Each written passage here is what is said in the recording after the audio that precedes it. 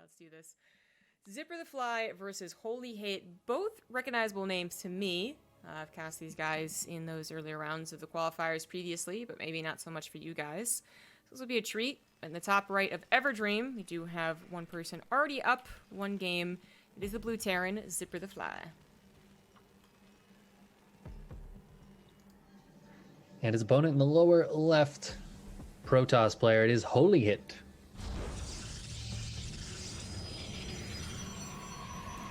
All right. So TVP is always fun to watch. Got to see a number of Terran players. A lot of the times, it seems like Europe is just filled with Protoss players. It does feel like, especially that kind of middle GM level. Yes. There's a lot of Protoss, so we get a lot of PvPs. Mm-hmm. Yeah, you said it better than I was going to say it, but yeah, basically there's a top, like, 20-ish players that you'll recognize that are fairly well-balanced, and, you know, the whole Zerg player, European, mean, whatever, but then after that, it seems like it's all Protoss. And then at some point, it gets back to being somewhat, I guess, well-rounded. So I'm glad to see Terrans in here. We do still have a couple of those Protoss players that I am so used to casting, actually still not having made it through, like Strange, Geralt, and Gung Fu. And those are three guys that I also think would make it here in this particular bracket, but there are some people who could absolutely trip them up. Acheron, I think, can trip people up. Solir can trip people up. Guru can definitely trip people up. And I would say even Lily Kanina apparently can. Because he's going up against Gung Fu potentially. But I don't know, I really feel like Gung Fu has only been knocked out because of the other good Protoss, like Strange, like Geralt. So now that they're pretty far apart from each other, I think they'll make it through. Yeah, Gung Fu is definitely one of those people I was pretty shocked to see hadn't already gone through today. Mm-hmm. And Geralt, of course. We got ourselves a little proxy here, which is just immediately scouted. Yeah. Good scout there from Holy Hit. He saw the double supply depots, knew something was up. And while it wasn't a proxy barracks, he knew that much. He knew that there very well could be a proxy. Oh, and the SCV goes down. Oh, wow. That's a rough opening. Yeah. Yeah, that was so close to finishing that I really would have liked him bringing SCV immediately after being scouted. Because I think that would have finished if he had done that. But I think he could have done the cancel and rebuild a couple of times, too. And maybe gotten away. Yeah, I think you might be right. Of course, it's a little bit of RNG, but the really nice thing about that cancel and build thing is that when they zoom across, it's not just about them getting farther away from the probe. They build while they zoom across the actual building. So you can try and make it work, but now he has to rebuild a factory from scratch, which gets a little bit scary as far as this goes. But actually jumping on top of the Stalker by going to that high ground is really nice. If he lets them on the high ground, that would have been painful without the bunker being finished. Yeah, getting that Stalker down low, pushing it away. Oh, and this probe. This probe looking for another kill. That's a bloodthirsty probe. Yeah, they got one. I might as well get another. Yeah, okay, calm down there. Oh, and Zipper the Fly actually going for double factory. Yeah. That is interesting. So double cyclones, it seems, to really pressure his opponent. Holy Hit is going for a Dark Shrine. It's beautiful. It's such a beautiful building. It's actually pretty cool. I mean, it's got the 3 masks on it, 3 faces that apparently no one recognizes. I feel like every time I bring that up, my co-caster's like, oh, what? I totally knew that was there before you mentioned it on a cast like last week. Of course, yeah. I think it's super cool when they get the upgrade, though. Like, that was one of the coolest additions to Legacy of the Void, I'm pretty sure, is when DT Blink was introduced, but they were just like, how do we make this graphically apparent? Okay, light up the eyes. Like, that was pretty sick. Yeah, they, like, breathe fire almost. Yeah.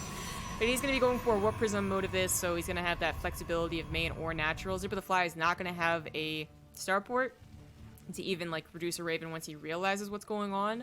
He might have scans. He looks like he's actually intentionally saving scans right now, but only 1 scan per orbital, right? So it's still going to be tricky.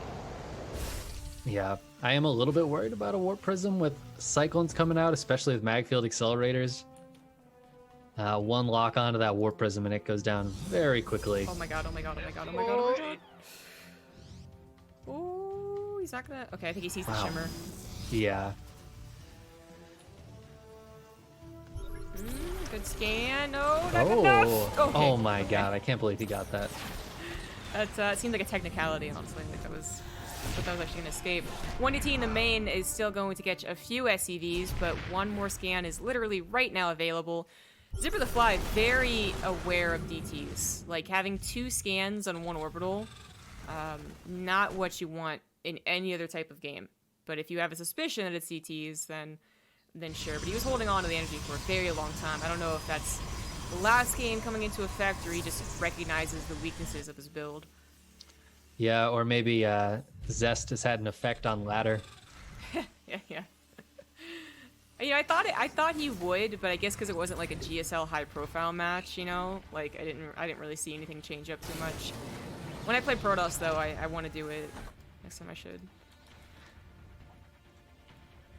I mean, DT Blink is never a bad thing to have. That is a lot of Dark Templar getting warped in on Holy Hit side of the map, but these Cyclones looking to get that Warp Prism. They absolutely will. Nicely done. You know, funnily enough, against Cyclone-based play, or mech in general, actually, like, DT Blink would kind of be a good call. Oh my god! Look at that. Alright, nice. Yeah, I think it works out. Like, you actually kind of want Blink Stalkers against Cyclones, because the amount of Stalkers you get actually kind of is more than Cyclones usually. And then their mobility helps out against the Cyclones more than like charge lots do. They charge once and then they get kited. So having something that blinks, that can bridge the gap from the Cyclones just locking on and continuing to berate you is really nice. And then as we move into like more regular mech here with tanks popping out, tanks have a dead zone. You blink into their dead zone, they can't do very much, and DTs swipe, like they, I don't know, maybe 4 or 5 shot a tank? Maybe not even that much, where Stalkers obviously take a lot more to do so. So I really like this decision. Yeah, the DPS of the Blink DT is actually pretty insane. They can get on top of those units, and I like that Zipper the Fly is trying to kite some of these. You kind of use those Cyclones like Blink Stalkers and pressure that army a little bit, maybe chip off a unit here or there, but this is a big attack coming in from Holy Hit. I love the wall. If he wasn't aware of this potential, scouting that many DTs, I think, told him to be aware of it. Where is the blink? He blinked a couple on to get that tank, but I don't know if the other ones just misblinked. Huh. Or if he deliberately just blinked a few in so he didn't lose them all. Yeah, maybe that was the case, yeah. Well, he still has another blink then ready to go. Warp Prism in the main base not being taken care of, and lots of pressure, but also drawing lots of the army away. The bunkers do finish, but the DTs this time, all of them blink past, trying on top of that high ground. They are going to get that one tank. They're starting to run low on tanks specifically, but still a decent number of Cyclones. Yeah, the Raven is out now, so the DTs will be detected, but turns out they still do good damage when they're detected. The tricky part about him, another blink was available, so they jump on top of that one last tank. Auto turret draws the fire with its extremely high threat level. Saves 2 of those Cyclones just barely, but Holy Hit is not gonna stop. He's got 8 gateways, and he's got plenty of cash with 56 workers, and he's gonna take this game. The Blink DTs sealed the deal. I think just killing so many SCVs, they were basically all dead. Even if Zipper the Fly was somehow able to hold the warp-ins off, it still would have been a tough position. I think that was a good decision overall with the DT blink especially, but just to go ahead and try and kill Zipper the Fly before he got to that certain mech point that seems unbeatable. And maybe that is because of the first game, maybe not, but Zipper the Fly, guy I've seen do mech a couple times. I wouldn't be surprised if that's how the first game went down. It's good on Holy Hit to adapt, overcome, and take another game here. So game number 3 is going to be on Pillars of Gold. We are talking about single elimination. So once you're out, that's it. That's your chance is gone. Yeah, and this is the final qualifier for this region, so it's the last chance for these guys. Damaga's casting? I think, I see him getting these lobbies a lot. I feel like maybe he is. Yeah, I guess so. I guess that means he must have lost a series. Yeah, I guess that does, right? Yeah. He would be the only Ukrainian caster, no? I think so. I see Russian, but I don't see the Ukraine flag. Unless he's casting in English. I don't know, you guys tell us. Dreamhack is such a cool guy. I mean, he might still be playing and like trying to qualify in these things, but I place him back in the days of like White Raw, you know? Yeah, for sure. He's an old school player. All right. Last game here in this best of 3. In the top right is the Blue Terran. He is Zipper the Fly. And his opponent in the lower left, the pink Protoss, it is Holy Hit. Let's check what's the bracket developing into while we wait for interesting things to start here. Zipper the Fly did go for a factory proxy last time that was unfortunately scouted. We'll see if he tries it again. He's a gas second. Any updates? Milky Cow versus Blue Cheese still going on apparently. Yeah, Milky Cow was still in game and Razor Blader was not. So Insane. My god. Alright. I guess it's inevitable that one series takes much longer. In this large of a bracket, you do find some imbalance, some side of it start lagging a little bit more. But I actually think we've had some lucky brackets. There have definitely been worse brackets, especially when it comes to lower bracket type tournaments where it looks like it's going along fine. It looks like it'll be roughly a 6-hour broadcast, and then it turns into 8 or 9 hours because just something was going on. People. all it takes is one super long series, and Yeah. yep, messes everything up. Mm-hmm. And then on top of that, people like wanting to go get dinner, and then not telling people when they're back, and arguments over was the walkover timer in effect, and it just keeps on going. The single elimination helps streamline it certainly a little bit more. And we don't have any cheese from Zipper. Nope, not this game. Both players just going for that quick expansion. And I mean, got to point out that opening last game was not ideal for Zipper the Fly. Mm-hmm. So, maybe just leading into that mid game, a little bit of an advantage to Holy Hit. That's a good point. I mean, he didn't get any pressure done with the Cyclones either, where they should be pretty scary, because by the time they were ready to go, ready to start kiting down some stalkers and killing shield batteries, they saw a Warp Prism enter their main. So it wasn't that the DTs did a lot of damage up front, it's that they took all of the pressure away from Holy Hit so he could do what he wanted, which was get set up on gateways and, pseudo 3 bases and just overpower him. So yeah, that's a very good point. Should have had a lot more pressure for Zipper the Fly to apply to the Protoss, and it just ended up being the reverse. We once again have Holy Hit going for a Twilight Council, but that doesn't necessarily mean he's going to go for a Dark Shrine. But if he thinks it works well against a mech player, Zipper the Fly does a lot of mech. Oops, Yeah, I mean, if you're going to see that same kind of opening as last game out of him, which we're not, we're seeing that starport go down. But wouldn't be a bad decision from Holy Hit to try to get into a similar type of attack. It looks kind of like he's going to swap off his factory for the starport and go to some Banshee tank production. It is just Twilight Council for Blink. And we'll see how many gateways he throws down as the next big question. And yeah, he's going to swap that factory off for the starport. Going at least a couple of Banshees. I mean, it's a strong... I feel like some Terrans like this opener against the Blink opener, which is certainly the popular opener right now, because also the 4-gate Blink is really popular right now. And the tanks give you that stability at home, which is a little bit of harassment on their side of the map. But it's actually going to go into a Raven, so maybe a little too traumatized from that last game. Yeah, and that unfortunately isn't the best versus Blink Stalkers. Like you said, he's probably going to want to get a tank out. This map does have a really nice Blink cliff, though. Yeah, lots of areas to maneuver up. You can blink and then maybe not even go in range of a tank, because the tank can't be too far forward either. Like, it needs to be protected by units or by buildings, so it's difficult to blink on. So it is sometimes a really nice blink map, and certainly I see why people use it. Another popular map for the 4-gate would be Everdream as well. Yeah, Holy Hit definitely going for the 4-gate here. The Reaper's going to try and scout that out, but it hasn't even seen the additional gateways at the front. Once you see 3 gateways, you should be paranoid of a 4th, since the macro version usually has 2 nowadays. And unfortunately, he just didn't see anything. He's gotten only 1 bunker in the natural, nothing in the main right now. It's a little worrying. Yeah, I would love to see a bunker go up in the main, and as you say that, there it is. So that's the, if you don't know exactly what your opponent is doing, just err on the side of caution here. It is such a popular build. He's absolutely right to do what he's doing here. It looks like he might have just taken out an observer. Or no, maybe he was just guessing. Oh, he almost took it out. Ooh, that's actually pretty important. Auto turret was used unsuccessfully. Yeah, that is that's some energy gaunt. This could be dangerous. Is he enough to stop him from blinking up there? Nothing in the bunker. Nothing can get in the bunker with the stalkers in the way. Viking goes down. Tank goes down. Bunker will not go down with the repair, but now he can just circumvent the bunker and do a lot of damage.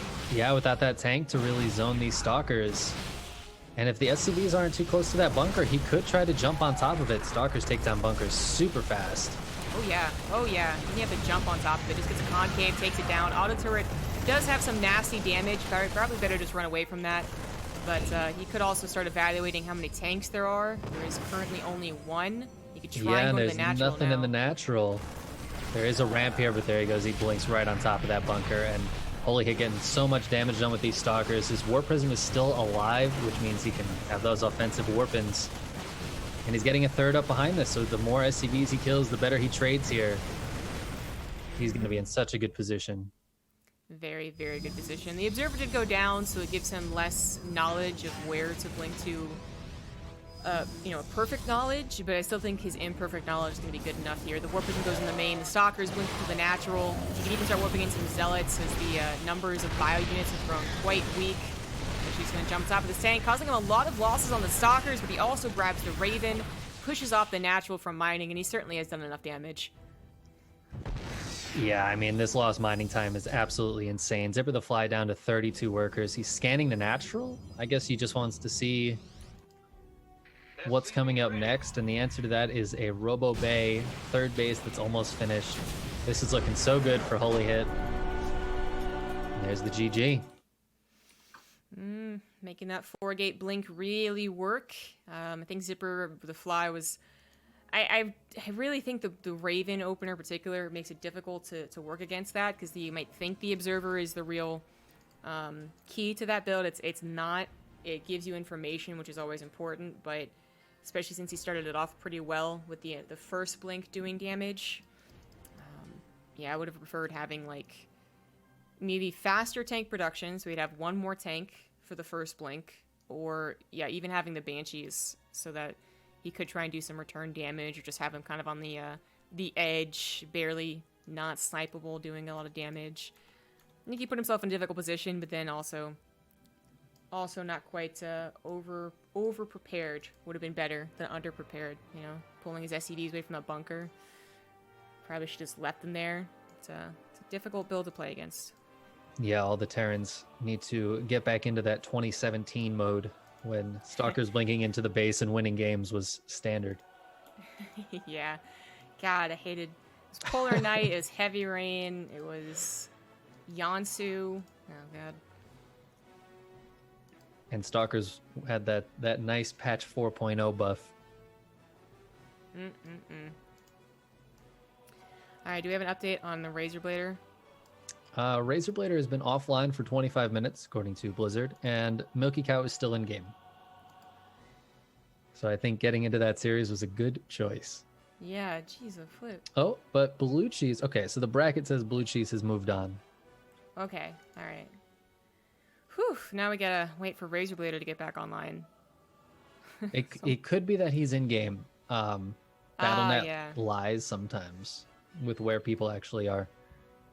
It's a good point. Yeah, unfortunately I don't have any of them on my friends list, so we'll start looking for other series. We got Hate Me. Well, they're waiting for the winner of Blue Cheese vs. Razorblader, so nope, not that one. Geralt is waiting for Naniwa versus Creed to finish. That could be an interesting one to keep an eye on. And I imagine some people want to watch Nerchio, see how he does, but I don't think we have to worry about Nerchio until the qualifying match, actually. I think he's going to get there. Yeah, he's somebody I definitely expect to get pretty far today. In a qualifying match, who would he face? Let's see. Actually, his bracket looks really good for him qualifying. Yeah, if he's able to make it to the round of 16, I don't see anybody on that section of the bracket that could take him out consistently anyways. I'd actually be more afraid of Rodson probably in the round of 32. Yeah, maybe. I don't know. I only got to see that one best of 5 from Nurchio, but he did make it to the qualifying match last time, and he looked strong enough against some of these players that I just usually don't qualify. The thing is, Goblin has ascended to a guy who would qualify in this setup with so many players getting through. Whereas I feel like his current bracket, Nurchio's current bracket, actually, I don't, even in this type of format, I don't quite see anyone but Nurchio making it through. So, maybe he is too weak, having not played that much lately, but... the StarCraft muscle hasn't been flexed enough. Yeah, but it feels like the StarCraft muscle actually doesn't atrophy as much as people think it does. Yeah, and for somebody like Nurchio, I think if you play the game for 10 years, the muscle's going to be pretty strong no matter what. Yeah, he has been here since the beginning.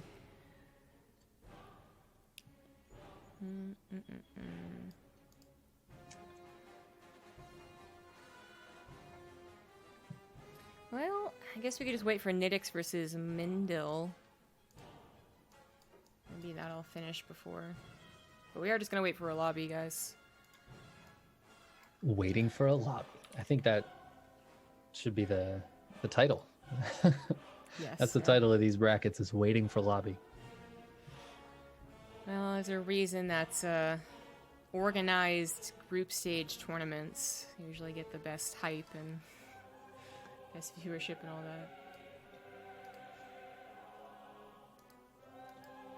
that. Gung Fu versus Cougar started a while ago, so that one could end soon. Winner of that goes up against Poppy Joe. Oh yeah, Poppy Joe's cool. Could certainly cast that. Nurchio reporting in here.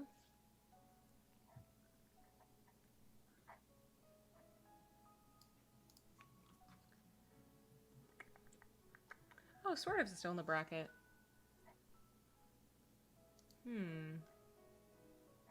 should make it through. Yeah, he's one of the people for sure I would put easily in the top 8. He I really feel like his time in Korea paid off. Oh yeah? I think so. I remember seeing him play when he first got there, and I feel like there's been a marked improvement since then. Well, I think that he's kind of been cursed in that where he might have improved being in Korea, he also has had the trouble of, participating for his homeland European qualifiers from Korea. Just because the ping from between those two regions is notoriously the worst. Yeah.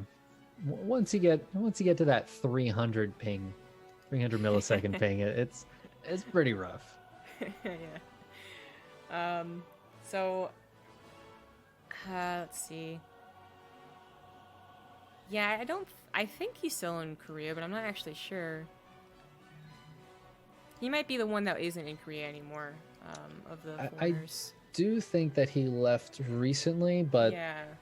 I don't know that I have any confirmation of that. I think he is, because I know one of them did. I think at one point Scarlet did, but I think that was months ago at this point. I think that was more around Christmas. Yeah, and Jake's also been there, I think, the entire time.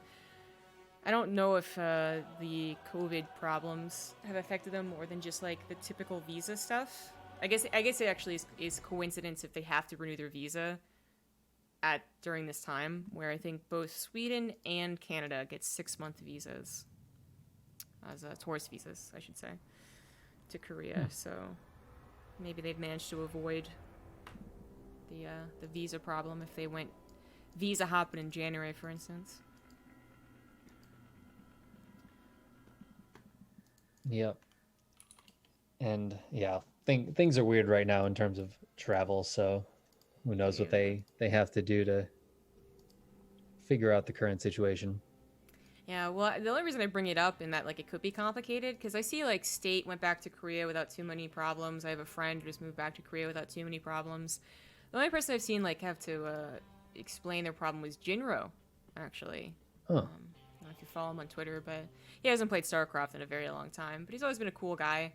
He's lived in Korea since he moved there back in the StarCraft 2 days, and occasionally tweets about life in Korea. And just like 2 or 3 weeks ago, he was talking about how difficult his flight back to what country does he live in? You Is know, he I also follow him on Swedish? Twitter too, but I could not tell you right now. Yeah, he's also Swedish. Okay, yeah, that's what I thought, but I like wasn't 100% sure. Anyways, yeah, he like sat next to someone who like wouldn't wear their face mask and was like sneezing. Ah, yeah. No, I do remember reading that. Oh, that's fun. Yeah, yeah, and obviously his preference is never to have to worry about even leaving Korea, but I guess something happened. Anyhow. Hey.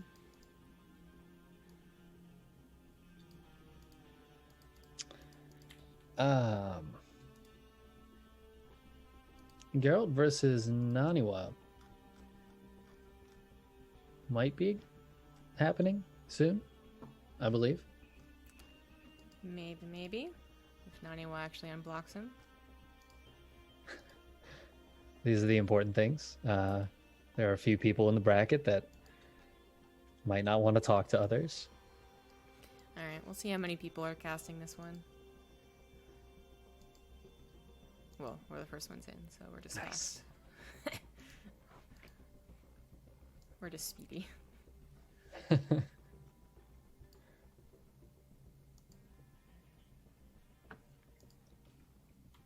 I mean, right now it's you versus Geralt. I think you got this, really.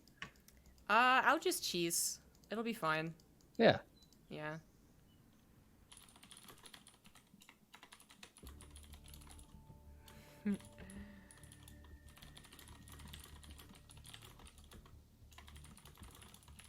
All right, let's start this up then.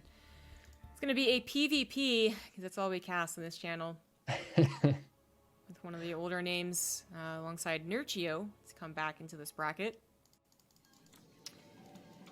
I guess I'll go ahead and make a nameplate so once you get started. Well, spawning in the upper right-hand corner of Everdream, it's our blue Protoss for Team Exxon, Geralt. And as a blast from the past, in the bottom left, he is the red Protoss Naniwa. One of the best non-Koreans to play StarCraft 2.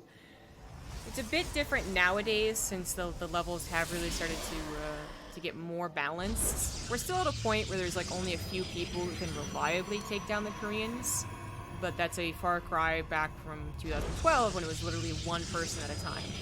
You know, it was Naniwa, and then maybe it was a little bit of Scarlet, and then it was maybe Nurchio, like during his like really the best months of his career, and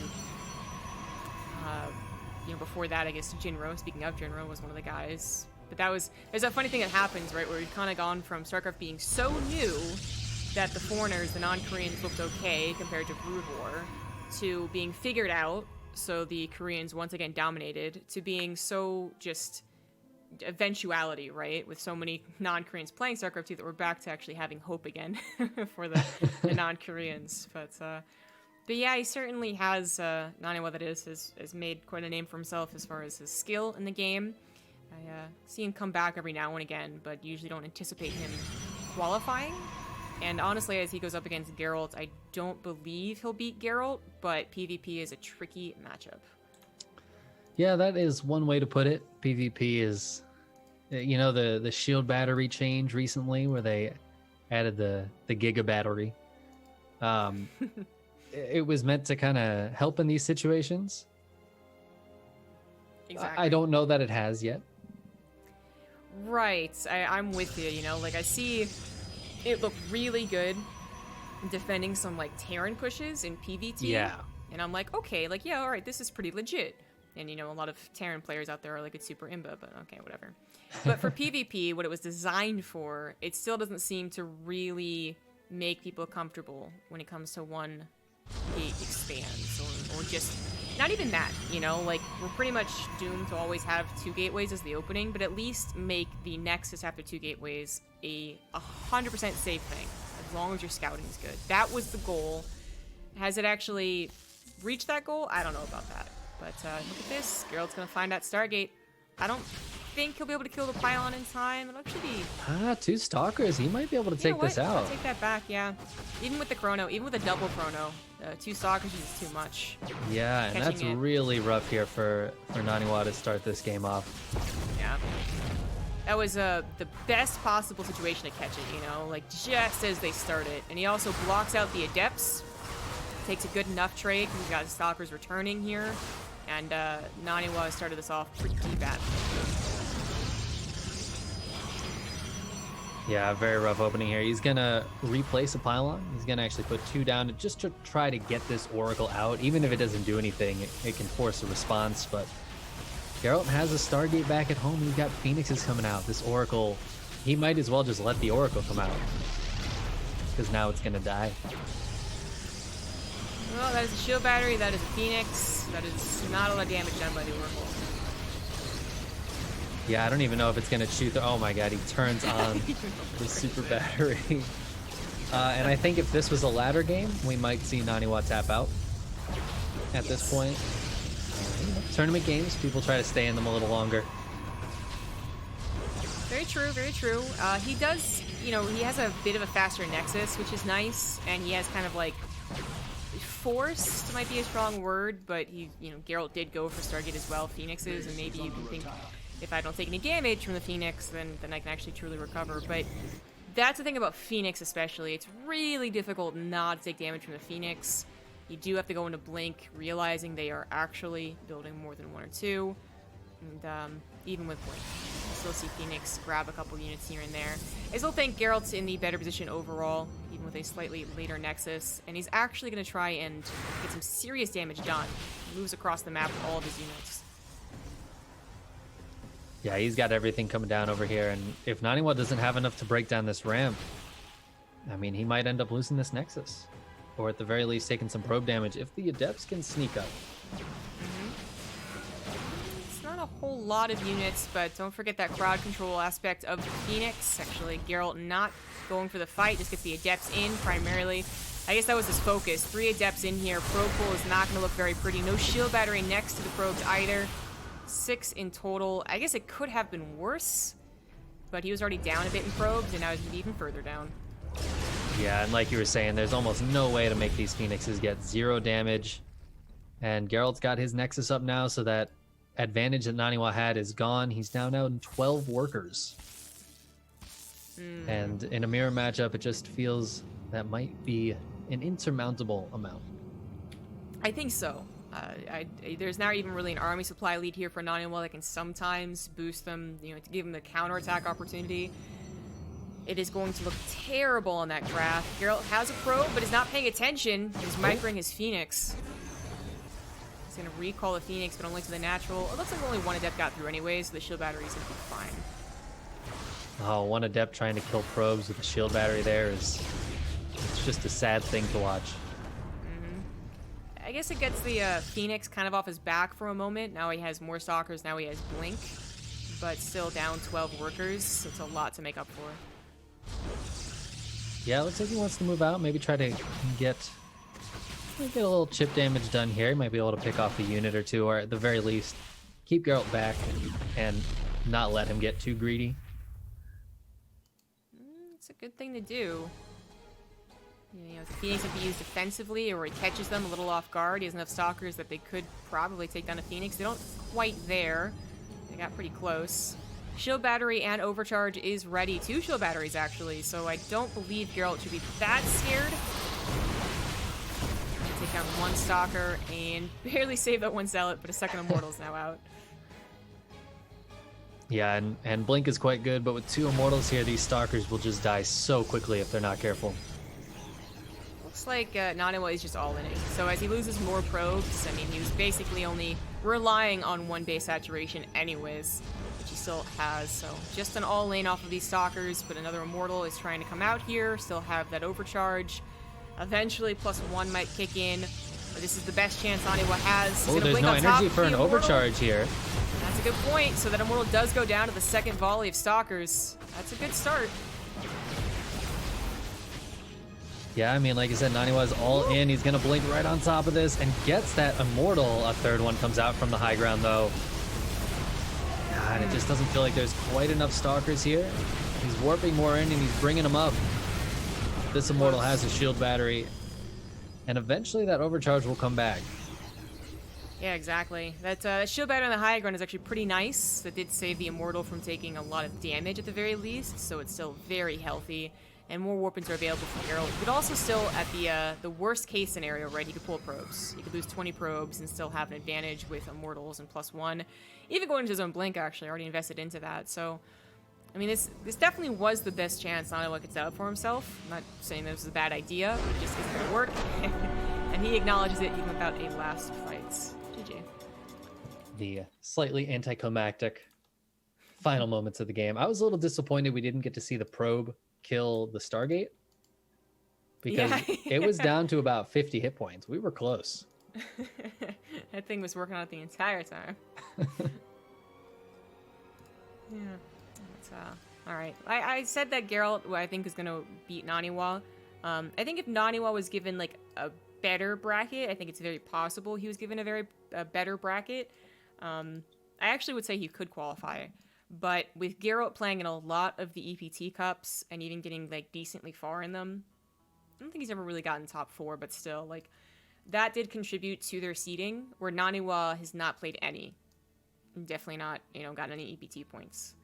So, yeah, I think if Naniwa had, maybe seeded something a little bit nicer, maybe like, I don't know, Poppy and Sort of, and I could actually see him being cheesy enough and good enough to take out Sort of, but to take out Geralt in a PvP, this guy is so used to playing PvPs, and he's gotten so good at it. That's why I give him a big edge. Geralt's right in that MMR range where there are just a ton of Protosses. Exactly. And not that they're slouches either. Just because they're not Cyril's MMR doesn't mean that they're not, I don't know. It almost, you know what it is? It almost feels like when in like Dragon Ball Z, when they can make clones of each other to fight each other, right? Like that's actually the Protoss in their MMR. But they're all getting better, so it's still good.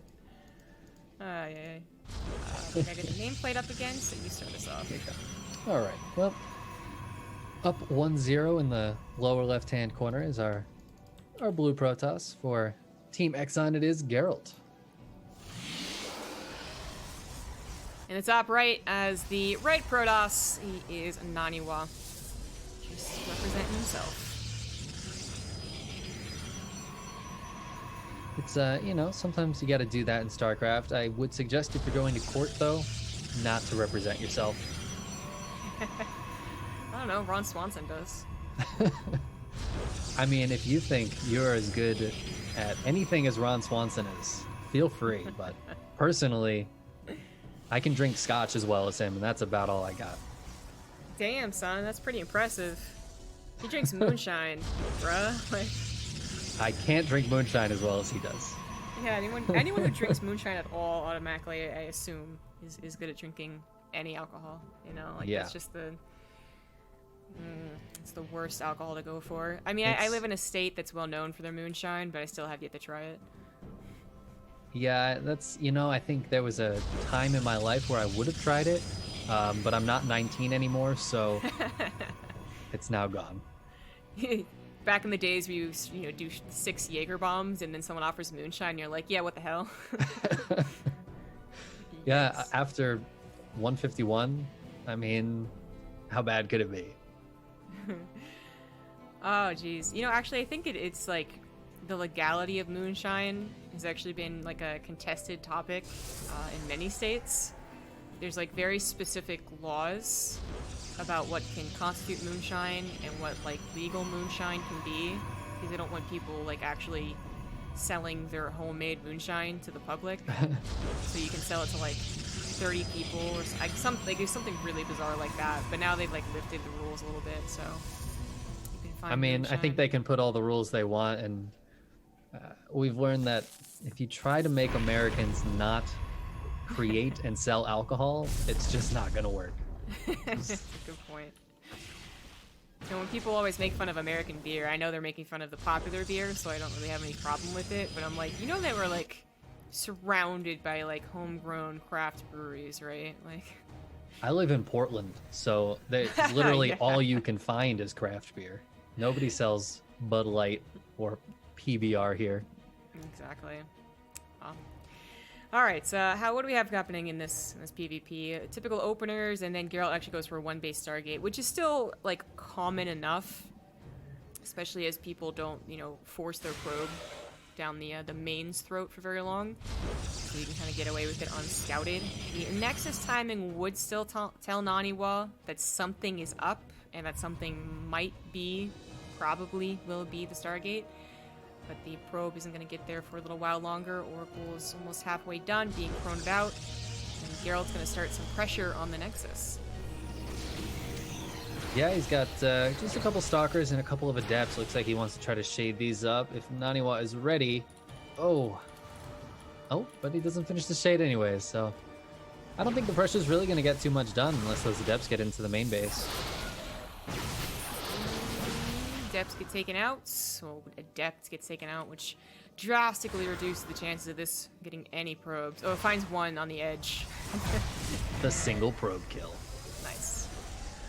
Twilight Council coming down immediately after the Oracle, and it is just one Oracle, so that shield battery is going to be a problem for it, but the natural might be a target. Yeah, he might be able to at least delay the natural from mining too much, mitigate that advantage that Naniwa has. We'll just fly right by and go into the main base. Yeah, and make itself a prisoner in the top right. Okay, that's an interesting choice. I mean, if there's literally nothing in the main and they don't have warp-ins because they're pressuring you, you can eventually tire out a shield battery. But Yeah, or drop a stasis trap. True, but it's so unlikely. Like, there's no reason for anyone not to have stalkers here. Yeah, I guess at this point it's just making sure Naniwa stays honest and keeps his Stalkers in the main base. Let's go in. It's not the best shade ever though, and actually a really good block of a Zealot right there. It does open up opportunity for the Oracle to get a stasis trap. Look at that. The Fancy. last second pull wasn't quite enough, and a lot of probes getting trapped. Even the other, well, okay. Tries to turn up with a buddy. Fortunately, its buddy dies. Another stasis, are you real? Oh my god. The timing is very close to being perfect, but it still catches the rest of the probes. Nice. Oh, it's so frustrating. Oh, and the probes aren't back to mining yet. Yeah. All right. That is a lot of lost mining. Quick check on the So, income graph. You can see yeah. Woo, there it goes. Any of that advantage that Naniwa had is at least temporarily gone, and that gives time for Geralt to catch up a little bit. Yeah, you know, his Oracle wanted to do something, and that something is usually even like 4 probes, I would say is good enough. Geralt's also sacrificed quite a few Adepts, and we can't disregard that, but those 2 stasis traps really were too good. Geralt looks like he's going into a lot of Blink Stalkers, and they have +1 on the way. Naniwa also has +1 on the way. More standard composition for him. Geralt's Stalkers should give him a lot of flexibility. You can maybe pressure, but he could also definitely take a faster 3rd Nexus. I'm just trying to get in here and see if there's any additional technology to worry about, but more importantly, the gateway timings. And that double hallucination really did scout everything, so he's going to move out kind of no matter what. You want to get the jump on even a good push with these Stalkers, try and start picking at him, but I think he's actually going to look for denials of any 3rds, and maybe a couple Stalkers if he's lucky. I really thought Geralt was going to take a faster 3rd Nexus here. Still waiting on that. Yeah, it looks like he's going to delay Naniwa's, at least for a little bit. And like you said, just pressure with some of these Stalkers. Why not grab that pylon? +2 is going to be a problem as they both kind of go into similar compositions. Also, Geralt's lack of immortals could be a problem. Yeah, I mean, you know, a lot of times we look at the immortal count to see who has the better army in PvP. Blink Stalkers give you a lot of mobility, but in a main fight, they're just not quite as nice to have as the chonky immortals. Especially if the immortals are properly protected. It's kind of the one important thing, especially when he sees people go for like charge out Archon a bit faster. Oh, another fantastic stasis trap. My god. But yeah, if like the Archons or they get up to the Zealots, if they're on the front lines, obviously that's not where they're really supposed to be. But this is really good denial of mining. That Oracle still lives to harass the third base. Geralt did not end up getting a faster third. I think there was some fear there of Nano actually pushing. But where you would like to get a faster third, maybe delay theirs just a tiny little bit, Geralt actually ends up being just the one that's slightly behind. Actually, slightly behind the third Nexus, slightly behind in the +2. And he would have been maybe slightly behind on workers if it wasn't for all the stasis traps that have come down. Yeah, those stasis traps finding a lot of value, but I gotta say I'm really liking Naniwa's position here. That +2 being so much quicker and the immortal count being so much higher. Geralt's moving out. He wants to fight here, but I'm not sure if he really wants to. Yeah, I think he just saw the +2 finish and like backed off. He's gonna take that high ground concave, and that concave might be a lot better. The Blinkstalkers go right for that War Prism, and they do find it. No micro here for Naniwa, and he's just being bombarded by a surround. Blinkstalkers aggressively moving forward. This turned into a disaster. Yeah, I mean, it was looking so good for Naniwa, but positioning is just so important in these fights. Those Zealots getting on top of everything. No reinforcements or pickups for the War Prism as the Stalkers took that out. And Geralt might be able to take this third down. Yeah, I think so. Yeah, it looks like Naniwa's going to give it up. The only thing that Naniwa had there was +2, and now that advantage is gone. He does still have an immortal lead, but we're talking about a single immortal. It's a little weak. I'd almost like Geralt to just pull back here as he does have a third up. But it looks like he wants to at least contain for a little bit. Pushing in is dangerous with the bonus shield battery, but he might go for it anyways. Feeling brazen. Hallucinated Archon leading the charge. That Observer isn't in place, so the AI will derp on that Archon. Well, the Observer was just taken out as well. It'll never be in place again. Yeah. Well, that does suck for Archon hallucinations. Which have seemed to be like a lot more popular lately. Obviously, it's only a big deal if we're talking about like a mothership being out or a bunch of DTs, which Geralt probably will add on a Dark Shrine at some point. He's going to be on 3-base saturation. He's going to feel very comfortable about this game, and just inevitably, if PvP does go to 3 bases or beyond, the Dark Shrine comes down, the harassment comes down.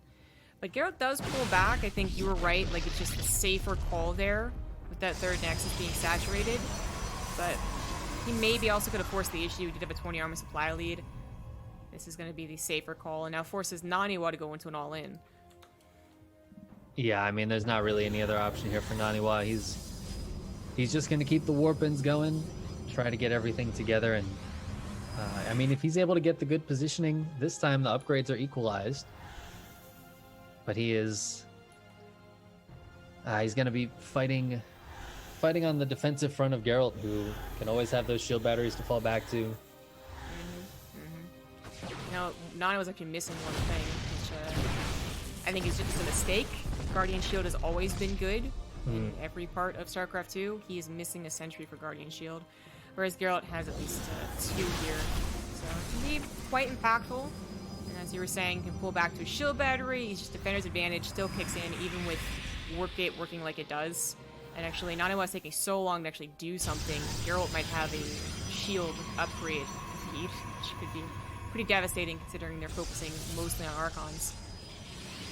Yeah, looks like Naniwa is going to try to do a little bit of harassment here. Oh, Disruptor's coming out now, and that Dark Shrine, just like you said.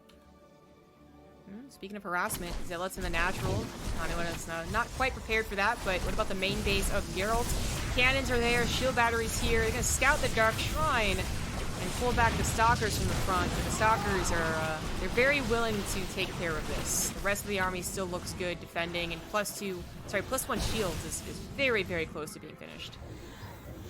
Yeah, it's maybe not the most impactful upgrade ever, but when you are already up in army supply, having just that extra little bit, it's going to make it so much harder for Naniwa to break in here. Oh, the disruptors. Oh, jeez. Oh, Oh my double god. Nova. Oh, Oh, that's bad. yeah, that's not a good start to this fight for Naniwa. It's gonna try and come in for maybe a bit of a surround, but it's so difficult to do here with both of these rocks still being up. It'll be very awkward. Taking time to destroy them is giving Geralt more time for more warp-ins, more disruptors, and I'm sure Naniwa at this point has clicked on the upgrades and now knows that he's behind on those. There's another chunk of Zella to the right side. Naniwa, I mean, I think he will pull the trigger. No, Yeah, he's gonna do it. This is it. This is gonna be the last fight. But I think Geralt just has way too much defensively here. And he should be able to hold very easily. Very easily. On to the next stage. Yeah, GG. Naniwa might be back in GM, and he might have the just the history of being a champion, which shouldn't be underestimated. I do think it can let them come back into StarCraft 2 and win some of these qualifiers. I think he got set up against the most difficult player he could have. PvP with any of these Protoss in this league, in this qualifier, they're all super prepared for PvP. They're all super good at it, and I wouldn't be surprised if PvP was one of the more difficult matchups to relearn as its metas continue to evolve. Yeah, it does feel like PvP is once you get to that mid game, it's kind of very similar to what it used to be, but the early game is so hectic.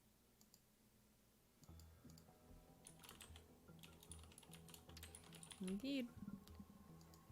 That's it's gonna be Geralt moving on to a qualifier match, and he'll be facing either Frisk or Rotterdam, and I do believe he beats both of those players. I would give him a solid 9 out of 10 to get qualified. And I mean, he's seed number 1 in this bracket today. It would be much more shocking if he didn't qualify. Very shocking. I mean, I'm already a little shocked he hasn't already, but I think as far as I remember, like the qualifying matches, it has been up against people who also like, yeah, okay, they should also qualify. So just a little bit of unluckiness. But now that his bracket run looks so clear, it's gonna happen. Marine Lord also looks quite promising to win his bracket seed qualifier. And let's see here. I'm a little worried about sort of. I feel like he's supposed to win this one, but he hasn't been the most dependable. It might be different now that he is back in Europe. Yeah, we'll have to keep an eye on that. I mean, somebody like Poppy or Nidix taking him out, like you said, it is best of 5 in the round of 16. So I think that would be a little bit harder for somebody like Nidix to take the series when you have that many games. Winning 2 games is tough but doable, but winning 3 off of somebody like Sort of, I guess it just depends on how Sort of's feeling today, because there's always that effect. Mm-hmm. Well, I think this might be a good time as any to go for a break as we wait for another lobby here, maybe a qualifying match. Maybe 5 minutes, guys, and hopefully when we return, we have a match. See you soon.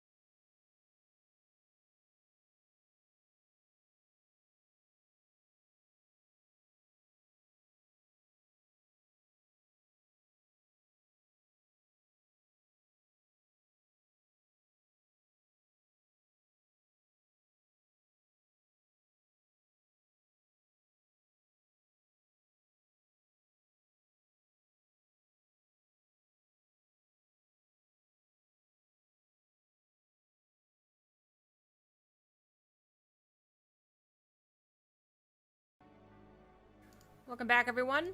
Thank you very much to Sphere Cannon for the tier 1 sub. And we're still waiting to get into a lobby. So, Kung Fu has reported his scores. He's also waiting in a qualifying match. And, I just had him. Where the hell did he go? Yeah, there's a few that might be able to end soon, hopefully. B is waiting for Zyomeg versus Fighting Frog. Not a lot of qualifier matches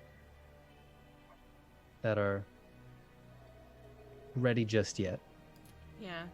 So it looks like Fighting Frog is facing for stalling right now, and the winner of that will face Kung Fu. It's just that it needs to be updated. That's actually kind of surprising. I wouldn't have expected Fighting Frog to take out Zyomech. Oh yeah? I don't know much about the other guy, Zyomech. He's just somebody I see a little more often. So, you know, it might just be the bias of seeing the name more. Yeah. I try to always make sure I recognize that. I'm just like, well, I've seen this guy before, but that doesn't make him better. Yeah.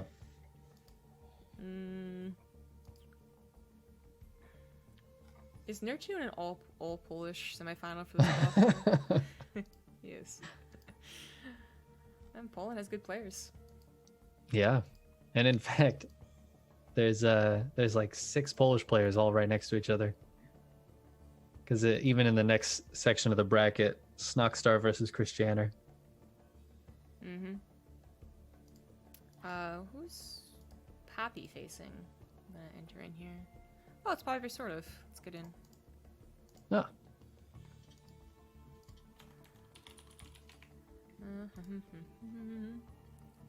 You know, it's so necessary, but I always feel so weird asking for score.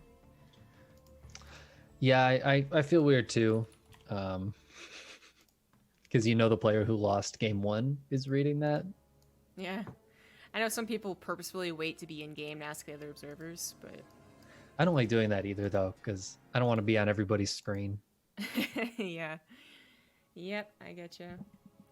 But is what it is. So actually, sort of is up 1-0 versus Poppy, which, I mean, I think we would expect, but Poppy's a name I'm seeing more and more into the later stages of the qualifiers.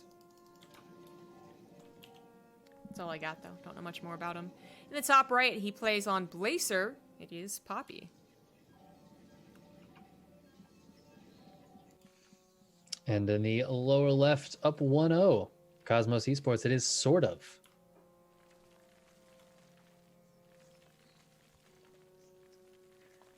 Cool. It's a cool name for a clan. Cosmos. Yeah. He's got that nice hatchery skin. Yeah, I was like looking at it. It's got like eyes or something. It's got mines on it. It's got Is that like the talons. fake larva or something? I don't know. That's actually I really don't know. And why does only 3 of its talons have armor? I don't mind all of them. They're the special ones. I don't know. They got promoted. They got promoted, so they actually get gear. You know, I feel like this has actually been something that people have suggested for a while, but what if Zerg got you know, this, like, the orc spikes? You can upgrade it so your buildings still damage. That would be pretty cool. I love that they're bringing new building skins in. I haven't seen a lot of the Brood War skins yet. Not a lot of people using those. Well, there's like a graphical, not bug, but just it looks like a planetary, but it's not a planetary, and vice versa. Apparently a problem. So, I mean, generally, the way it goes is that they don't want you to be using skins, and if you use game heart, then your skin wouldn't show to the person. Yeah. So that's why, another reason why players have gotten better at using game heart is that it gave them a reason to use it as opposed to always just being something nice for the casters. So it's almost, I don't think it's like a requirement yet, but I do believe the admins have talked about it just being like, look, just to be safe, use game heart. Yeah, I think it's a requirement to play without skins. Right. And it's just easier to do that with game art. Then you don't have to worry about accidentally leaving your adept skin on, and then the other player loses and is salty and is like, well, they had their adept skin on, so they get disqualified. Just use game art. Exactly. Makes everybody happy. Yeah, it does make everyone happy, including the observers. And it was really one of the coolest features to add in for game art as well. Happened like 2 years ago or something like that. So anywho, the Stargate opener for Poppy sort of is going to go into Overlord Speed, actually, which has certainly fallen out of favor. But I guess maybe last game there was a bit of cheese, because sort of is like looking everywhere. He's got Lings on either side of the map, he's got Overlord Speed, he's really wanting to scout what's going on. Yeah, he's playing safe. I mean, making sure you scout everything is often the best way to play, especially if you feel like if you're the stronger player. Play it safe, scout everything, don't get caught off guard because you decided, I don't need to scout up there. It's not worth it. So I like this play out of Sort of. Well, Sort a few drones. He's delayed his speed very intentionally, and that is something that Poppy's trying to take advantage of. Getting 4 drones, if you get a 5th, that'd be really nice. You almost barely not get the 5th. Oof, okay. Still, 4 drones isn't bad. We do have to consider the 2 adepts no longer can protect their 3rd base when speed finally finishes. Yeah, it's always that trade-off, right? Losing those couple of early game units is really important for Protoss. But if you're able to get drones and maybe force an extra couple of Lings out, yeah, can be worth it. Overlord is really getting full information. From a Stargate, there's not too many all-ins that occur, but there definitely is different choices for follow-ups. You can go faster or slower on that 3rd Nexus, and you can do some more dedicated, like Archon drop plus really fast charge. But usually it is either like faster 3rd or Archon drop past that Stargate. In this case, Poppy is getting all of the production first foremost. Sort of has no 3rd you could even try to cancel. Yeah, the Lings are out here just to be annoying at this point, and they do have their speed. So... Oh, no, cancel. But Poppy should be able to get that 3rd up, especially if the Oracle comes back. It's always a good defense against the Lings. True. It could come back, and it's actually doing so now. He's trying to go into an Archon drop, but it feels a little off time. I feel like it usually is a bit faster than this, even as a follow-up from a Stargate. But it is finally going to be ready to go. Question is sort of, will he have the appropriate defenses? He does go into Roaches, safest play here. And is building just a few, alongside some Queens in the front lines as well. And getting into that lair. Good start as he catches the Archons forming. He doesn't quite kill one of them one. Gets so low, though, but that's just going to make it so much more difficult for these Archons to get any more damage done. I gotta say, it's something about the Blazer Protosses. They really like doing Oracle into Archon drop. I see Christianer do this build about 35% of the time against Zerg. And it's fallen out of favor with a lot of Protoss players. It's in general Archon drops have, right? And Archon drops from a Stargate, yeah, definitely. I don't know, it's like it never got bad as far as like itself. There was the Warp Prism nerf to make it a little more difficult to pick up stuff, a year ago, but you still have the power and you still have the potential in the Warp Prism drop. There's even a bit of a tricky like charge lot attack that can come with it, so I feel like it's just that the Zergs got so much better at defending against it. Really quite perfect, always keeping tabs on it, always focus firing the Queens on it, never not going for Roaches either. Like, very rarely it feels I see Zerg players not start off with Roaches. And if they do, I've seen more than a couple of them be punished for it. For XYZ build. And this is just the safest way to play, and then you add on later the Banelings. So we are going to have the good old-fashioned Baneling Ravager for sort of, and Poppy's going to go straight into that storm. Yeah, I mean, classic composition here for sort of. Oh, I love those Lings triggering the stasis traps. Just kind of ends up wasting energy at this point. Storm, it's slightly better against Banelings these days. Only very slightly. Yeah. I guess like a Stalker shot now. It doesn't make any difference. Well, There's a probe there. yeah, it's unfortunate because the health regen kicks in, so it doesn't take any of the tick shots away. You know, we talk about kill shots, and you get +2 ship Yeah. weapons on a Liberator. It takes one less shot entirely to kill a Stalker. But while that would have been a severe, like a maybe a good enough nerf, pretty big nerf, it actually doesn't happen. That tick of regen still kicks in. The Banelings still collide. And let's be real, like, I feel like the amount of times that I've seen Banelings be mostly determined by only having so much health left over is pretty, like, it's pretty rare. It's usually either there's too many Banelings in a concave or there's not. You know what I mean? Yeah. It's not like, oh, if only this was a decent change of the attack. Or the health, which is actually what ended up happening, so. Yeah, I think maybe more than that. any other unit, Banelings at low health, it almost doesn't affect it, right? They still explode. They still do the exact same thing as they always would. So 1 health or 5 health doesn't make a huge difference. But that doesn't make Storm not worth getting. It's still really excellent versus Zerg in general. They didn't go through with that, right? They changed it to the attack, though, right? To which one? To the attack, where it just has less damage done to a certain type of armor. Oh, is that what it is? Yeah, well, I'm gonna get a double check on that, but I'm pretty sure they just, because it basically affected CVT too much. Yeah. don't just believe me. I'm actually really terrible when it comes to numbers. I'm more of a feelings. Oh, is that a Baneling drop? Yes, it is. Speaking of some Banes. Yeah. So the Baneling drop to the right does some damage, and the Baneling drop to the left also looking for a lot of damage. As heads into the third base. Sort of is just pressuring right now. He's got a very intimidating army, but he also is going up to Hive and Aspire. He's about to have +1 missile to help out these Roaches and Ravagers, which he built a lot more Roaches than I thought he would. 12 more probes go down in that third base. Nicely done. Yeah, these Baneling drops getting a lot of equity and sort of just pulling Poppy's focus out to the front of his fourth base there so that he could get that damage done. And like you said, he's got this tech coming up behind it. He looks like he wants to go for a big trade here with a lot of these Banes soon. And then he can replenish with potentially some Broodlords, but Poppy's moving out on the map.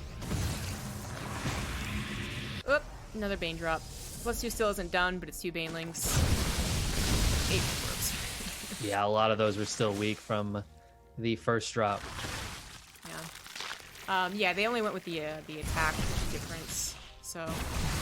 We'll get into that in a little bit once this engagement's done with. It's a big concave with a lot of Banelings hitting the heart of the Archons, but not quite hitting the heart of High Templars, so a couple Storms still do go down. Decent amount of units left over, but weakened without their shields, and the Corrosive Bile does take the Warp Prism. Yeah, the Corrosive Biles were so key there. They actually took out 3 or 4 High Templar.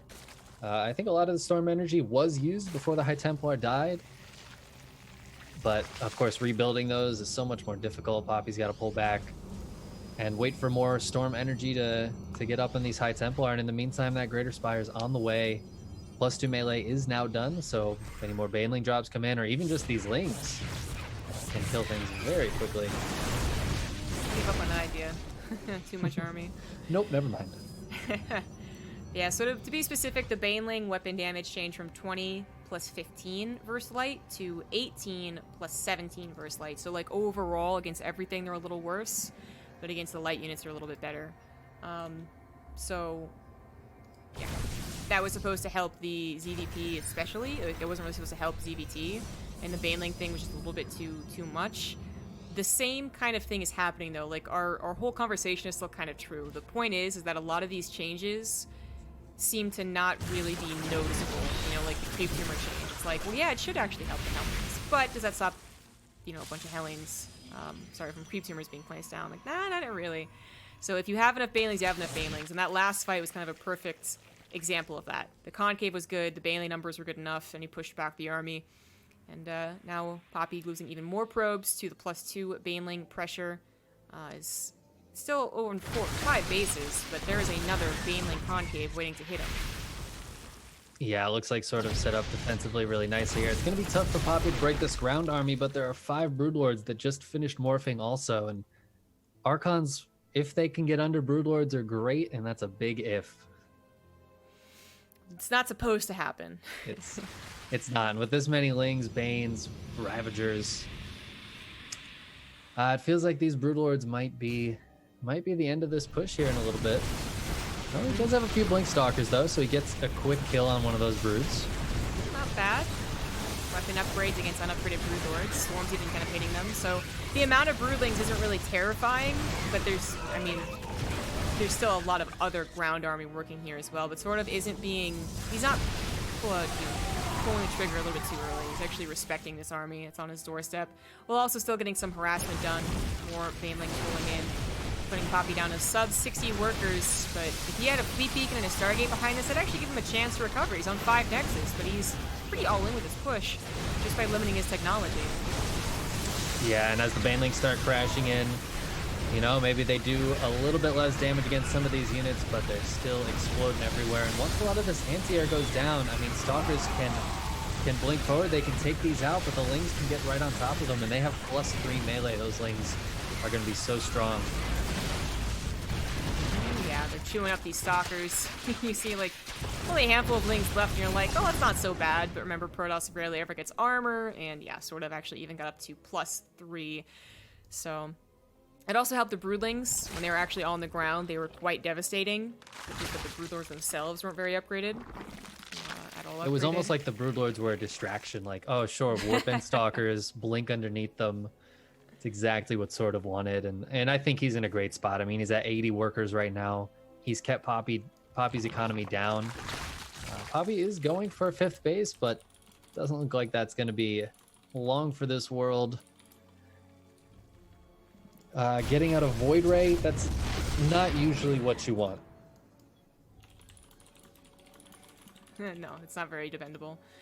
The Void Ray emergency response can work if you're on, like, back foot, if you do still have your 5 bases, but this is one Void Ray, so it's not really the emergency response, and they're also just lost your 5th base, so... It's just too late to actually try and recover. You know that while that fight might have looked down to the wire, you completely depleted your army, which is slower to build, and sort of still has his bases undisturbed. It still is something that, like, it was a trade, you know? It wasn't so one-sided that sort of just immediately runs across the map and kills you. So the game is definitely one that you should be trying to still win, especially since it's your last life.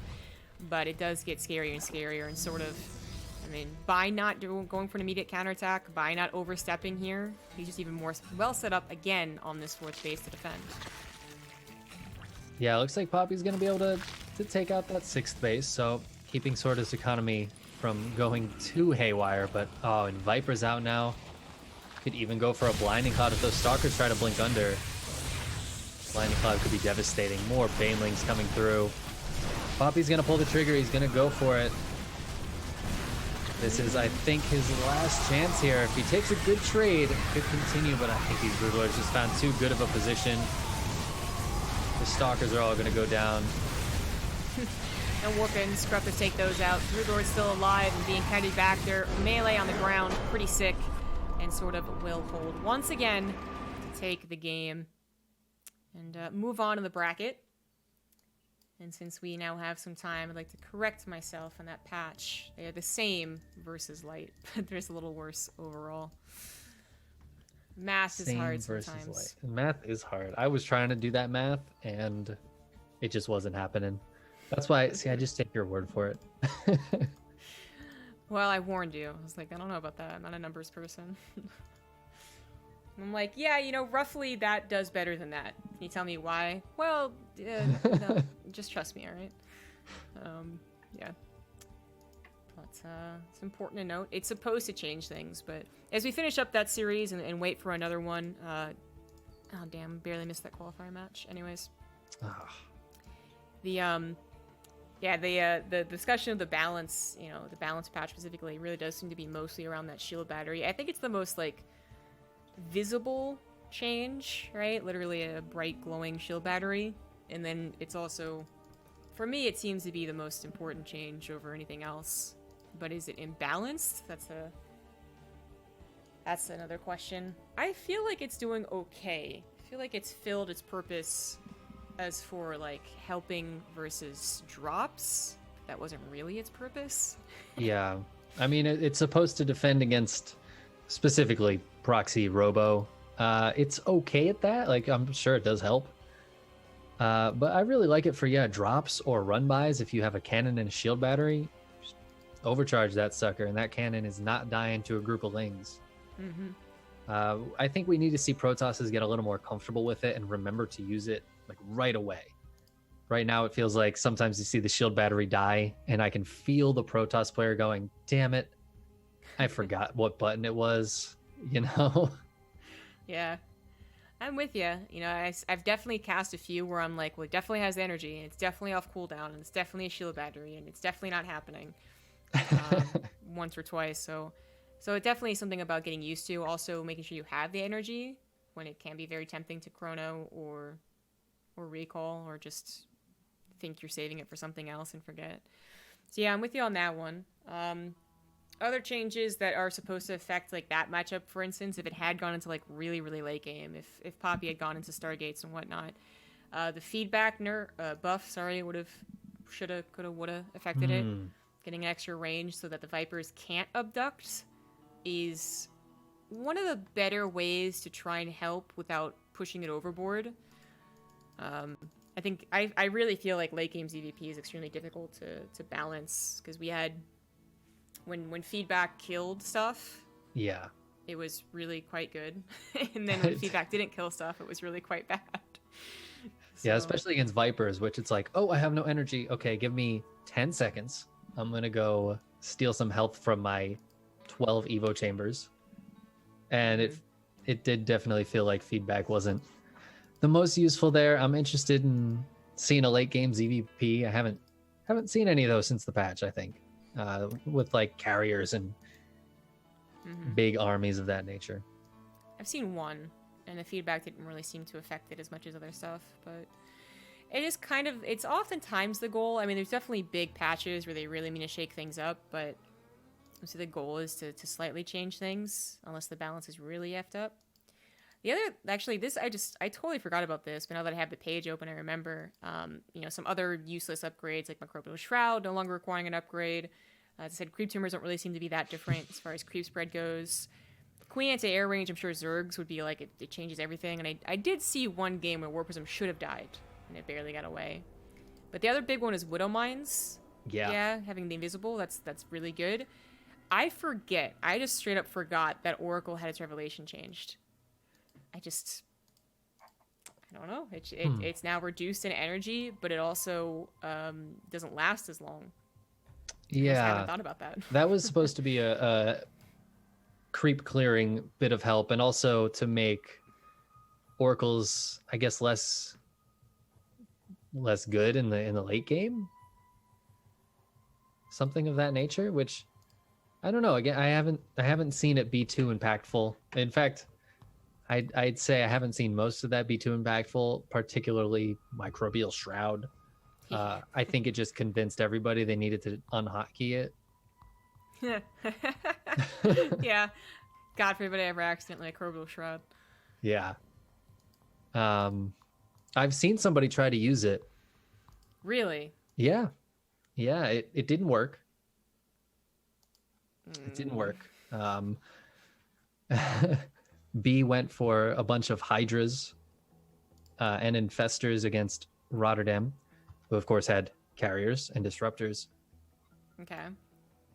I mean, it kind of went as you'd expect, and Roddy won that game. Okay. It just doesn't feel like it does anything. I know they're trying to make it work. I think it's going to go the way of Fetch.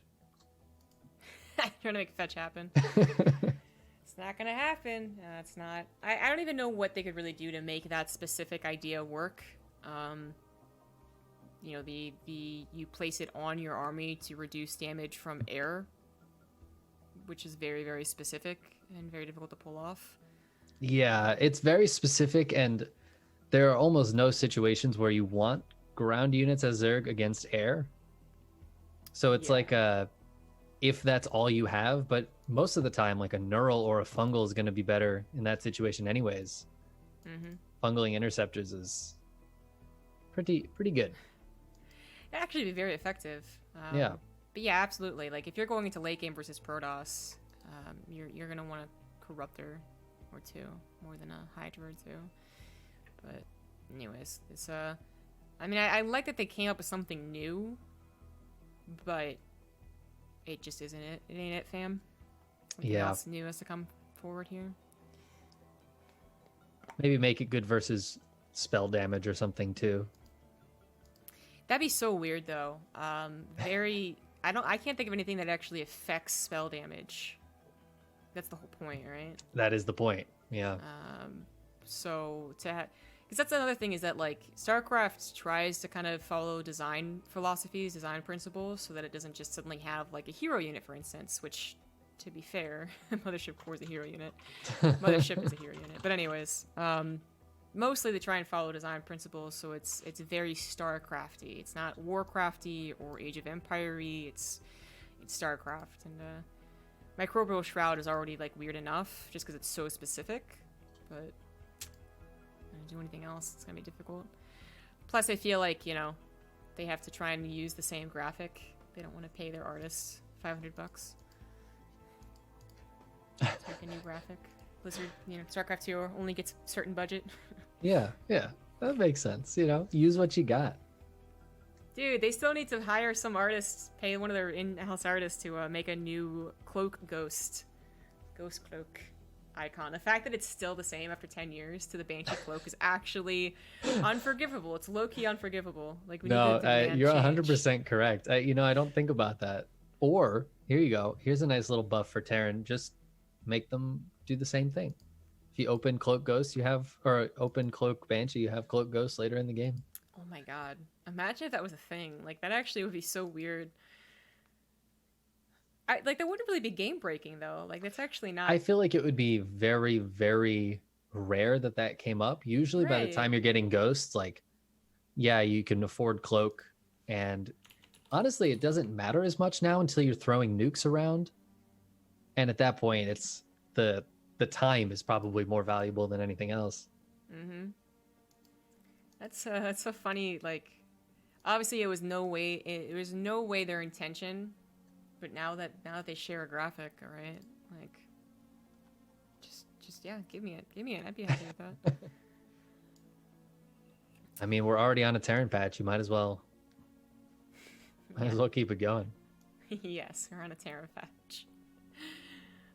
Some people are saying that the map is also a Terran map pool, but I don't know. I always hesitate. I feel like every time a map pool has been released, Zerg players say it's really good for Terran, and then I mean, maybe it is, maybe it isn't, but I feel like Zerg players eventually find out ways to mitigate how good it is, and yeah. I've heard Terran players say it's good for Zerg, so you can take that as you will. I usually assume that means nothing, but it's a bit difficult to truly balance based off of programmer feedback.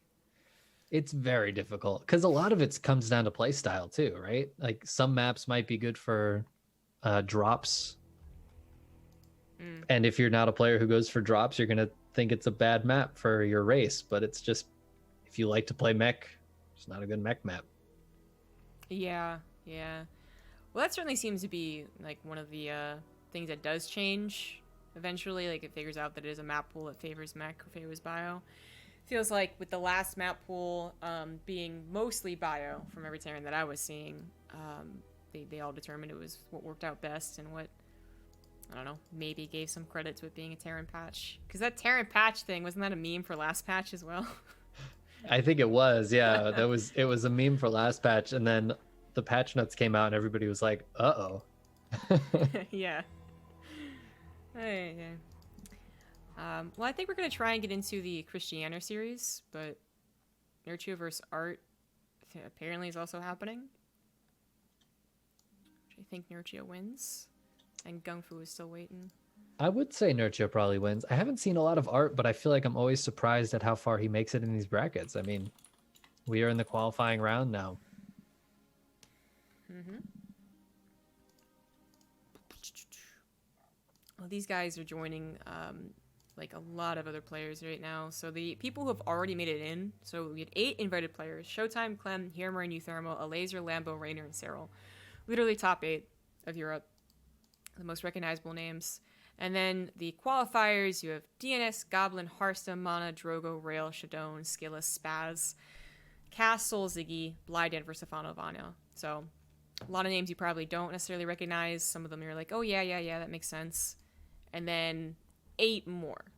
8 more from here. So that's just a lot of people to be involved. Not a whole lot of Terrans, though. No, the Terran representation. That being said, I mean, you do have Clem, Hero Marine, and Euthermal in the invite list, but so far the qualifiers, it's been very Protoss favored, and I think that kind of lends credence to what we were talking about a little while ago. Yeah. How with that kind of second tier of EU, there's just a lot of Protoss representation. Mm-hmm. Oh, it's definitely true. Definitely true. And I mean, that does, you know, if there's enough people playing Protoss, then it makes sense that they would be the more qualified. And it has nothing to do with balance. I don't think it does. I'm just mostly joking here. But I do like seeing Terrans. And I would like to see more. Especially because we are down to some of our last Terrans in this specific qualifier. Blue Cheese was one of them. Let's see here. Well, Marine Lord. Yeah, Marine Lord's probably the favorite to make it out of his section of the bracket. And even if he doesn't, Kij, who's waiting in the qualifier round, is another Terran. It's not a bad number. It's actually the Zergs right now. So Nurchio and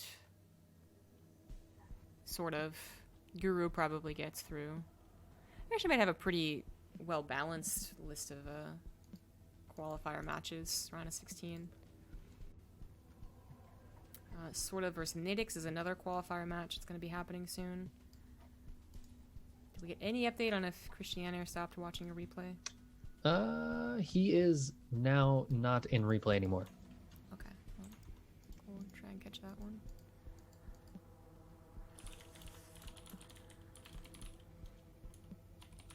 And then you'll have all the qualifying matches on some stream. There you go. Yeah. No, I don't want to be in your party. No? Oh, who the hell is Black Reaper? Somebody who's having a party, apparently. I guess I'm not so. trying to go, though. No, We're still in COVID. We shouldn't be going to parties. Yeah.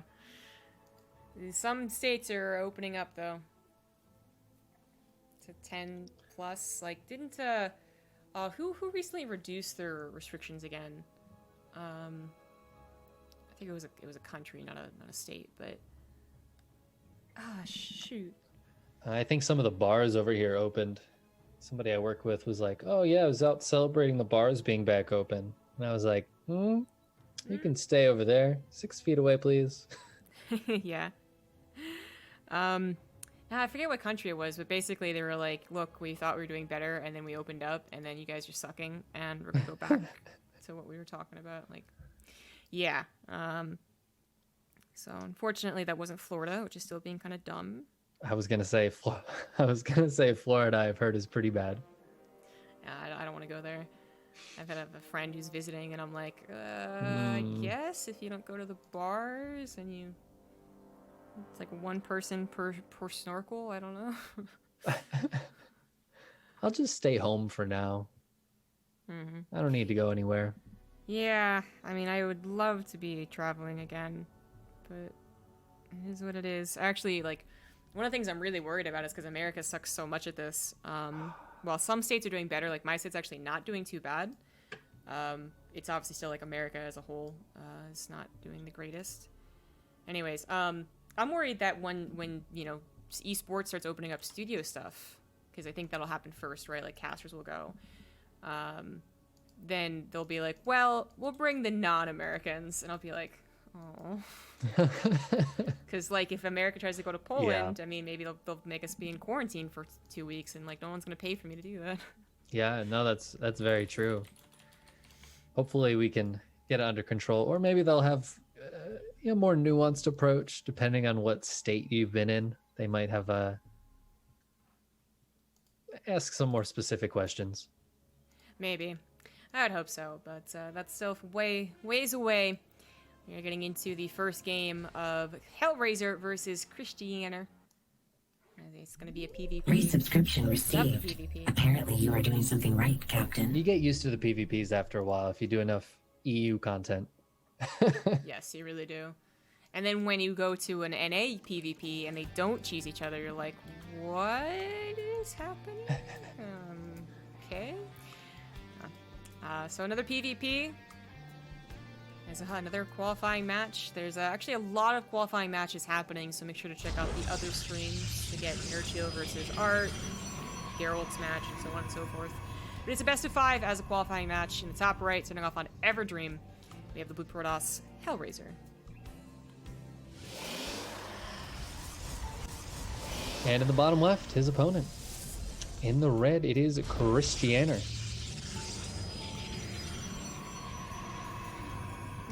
Do you play chess, Chickenman? Not really. I've played a little bit over the years, but no. Yeah, I feel like some people assume that StarCraft players all play chess, just maybe because like Artosis talks about it, or like I know Maynard was playing it for a while. Like there was actually a circle of the StarCraft 2 casters playing chess. I never got in it. I don't know. I used to be part of Chess Club, but it was kind of play chess, but mostly dick around and do nothing. Chess Club, you know what I mean? I think that's what clubs usually are. So that makes sense. Yeah, so I would say that I knew it. I've been taught it from like my dad and uncle, but I've never been good at it. And I mean, maybe I could figure it out, but this is like, I feel like getting good at StarCraft has given me some more skills as far as like knowing how to get good at something, you know what I mean? Yeah. But I still don't actually have an interest in many other things, so it doesn't apply. Yeah, chess, there's so much depth to chess that if you wanted to get good, there's so many different ways and things you can look at. It's almost a little overwhelming. Whereas I feel like part of the fun of StarCraft is you don't necessarily have to know what a good opening is to just kind of have fun and enjoy the game. Yeah. And you can learn just by doing, you know? Mm-hmm. Whereas with chess, I feel like you kind of have to learn to do. I think so. Like, very just at bare bones, right? As far as the AI goes, if you try to do something in StarCraft that isn't, like, literally allowed, it will be like, well, no, you can't do that. You can't make the sentry fly. Yeah. But for chess, if no one teaches you how a rook moves, like, you just move whatever you want. But anyways, I also feel like it kind of has the same problem as Brood War for me too, which is that it's such an old game, right? That people who are into chess are really into chess and are very good and definitely have their build orders, and you're just like a little babby coming in here. Whereas I feel like there's a decent chance you go on Reddit, you go on a Discord, you go on wherever, and you're like, we play StarCraft at a silver level, get plenty of people raising their hands. So that's what also I guess is intimidating. Yeah, they're like, oh, I can't believe you opened with a Swarovski defense. And you're like, I don't know what that is. Is that a real thing, or is that Swarovski crystal? That's where I got the name from. I don't know any of the names. I just know they all have names. They're named after probably some Russian guy from 1953. Yeah. Right. Oh, the PvP is actually starting to heat up a little bit. A lot of adepts. Heck yeah, it is. So the adept numbers are already a little bit suspicious, but I think this Phoenix just missed how many more adepts were added on. Hellraiser could be misreading this a little bit. I think he would want another couple warp-ins. Yeah, and I don't know if I'm a fan of where this pylon is actually, because you can't put a gateway there, which is usually what you want to do if you see a big group of adepts trying to shade up. A pylon can just kind of get one shot. It's exactly right. That's what makes this powerful, is that a shield battery or a pylon will do so high. Christianer actually gets bounced off the pylon when I think the better play might have been to force his way. That's also why the sentry is here, so it's a little bit more complicated than that. Unfortunately, as it is, it does not look so great. That was a good rebuttal there from Hellraiser. So the ideal is that you place the pylon, and then the adepts do go, okay, I can bust this down, but then they have to wait for another shade to get past the force field.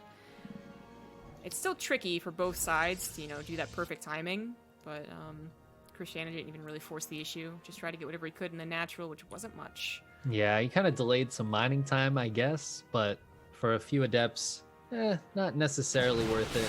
I don't necessarily think he's behind either, though. You don't always want adepts in your army composition, I guess is maybe the worst thing here. He's going to try to go in one more time now that the probes are actually here. The other thing that kind of complicated this was that not only did Hellraiser have a good response and warping enough stalkers to help, the oracles really help against adepts. Their pulsar beam ain't bad against those units. So that was probably a bit of a surprise for Christiana, who did not see the Stargate building. It was off at 2 bases, I'm pretty sure, and so that's a bit of a surprise, right? The adepts get bopped a little bit faster than they would if it was only stalkers, and now you also have to worry about 2 oracles, which, you definitely can defend against. You already have stalkers in place, but it's something you have to consider alongside the stalker army that you traded all your adepts for. You didn't actually kill the stalkers, you killed the probes, so can be a little worrying. I love this Hallucinated Immortal. I love it. Yeah, that's so scary. If you have these stalkers out front, you don't want to take any chances. And it should be able to buy Christiana some time. Also worth noting that the oracles are super low on energy.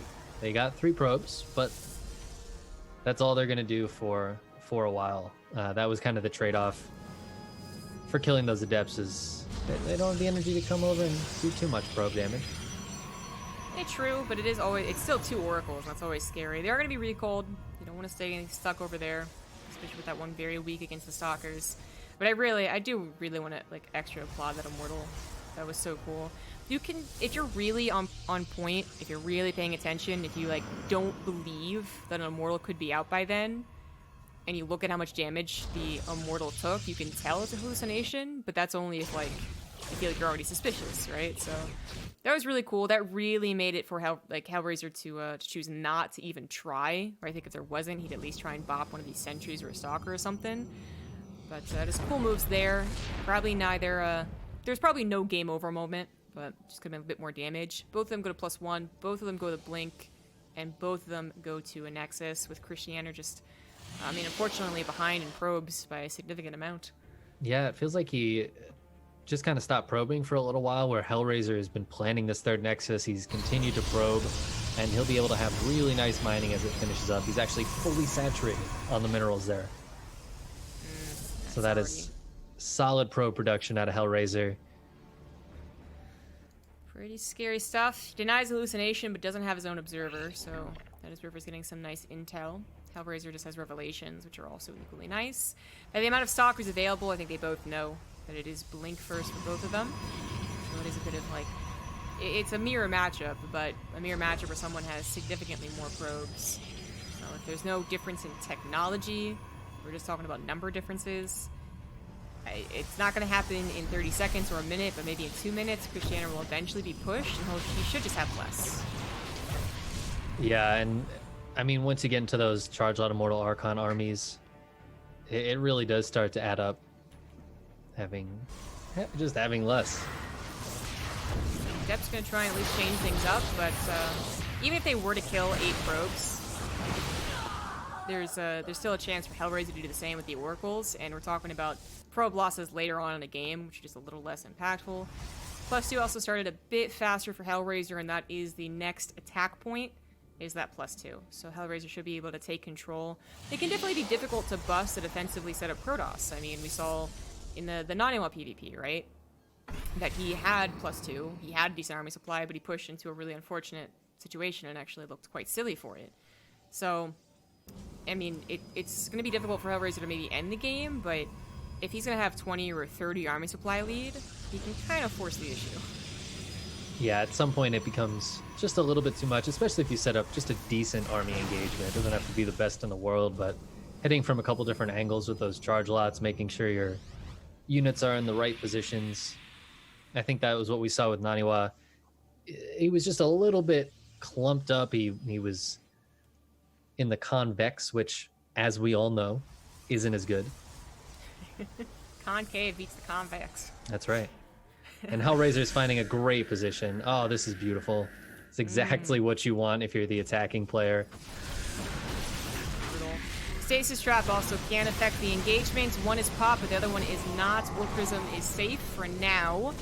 That is always going to be a point of Christianer's Blink Stalkers. They're going to try to snipe that, given the opportunity, but they're really not being given an opportunity. He's trying to defend his third base and his natural. Blink actually used to help defend his natural, splitting apart his army. Could turn into a bit of a surround, but ooh, +2 still isn't done. 10 more seconds here. Ooh, he's going to wait for it. Oh, this is such a perfect timing for Hellraiser to be fighting.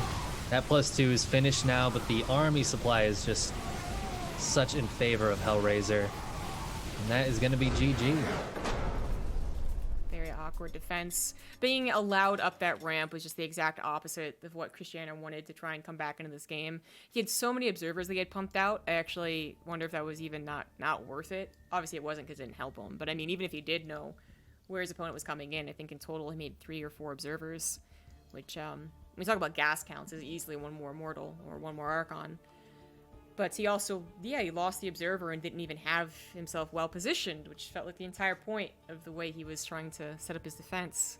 So that really, really sucked, because Everdream has those little chokes that can help out. And he just let his opponent up instead.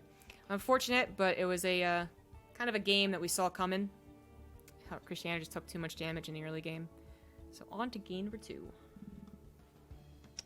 Yeah, I mean, I think it went pretty much as we expected. Once that start of the game, we would have needed to see something special out of Christiana, or maybe getting some good harass.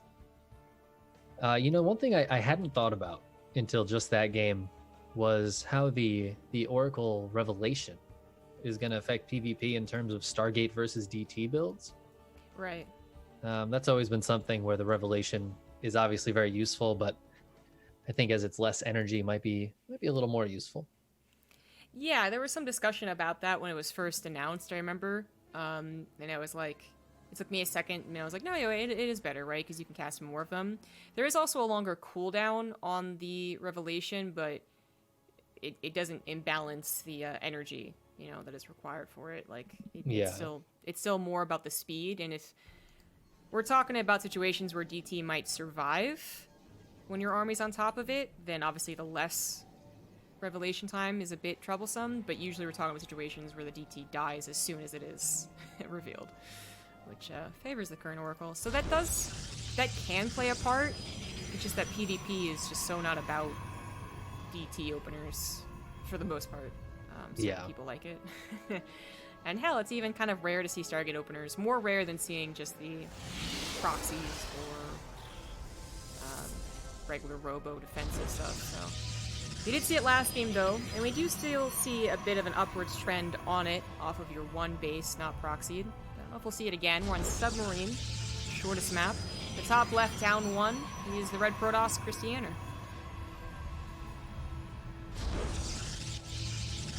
And his opponent in the lower right is Clash's Hellraiser. Clash getting a lot of respect, especially picking up an awesome streamer. There's Blazer is a little less well known, I guess, but they do pick up some really strong, like, B tier players who are definitely on the cusp of becoming tier 1 players. I think pretty much every Polish Protoss, and there are a lot of them, kind of a shocking amount of them. I think they're all on Blazer. Exactly. But fortunately, they're all doing pretty good, and it is qualifier setups like these that they could actually start to shine. So that's really cool.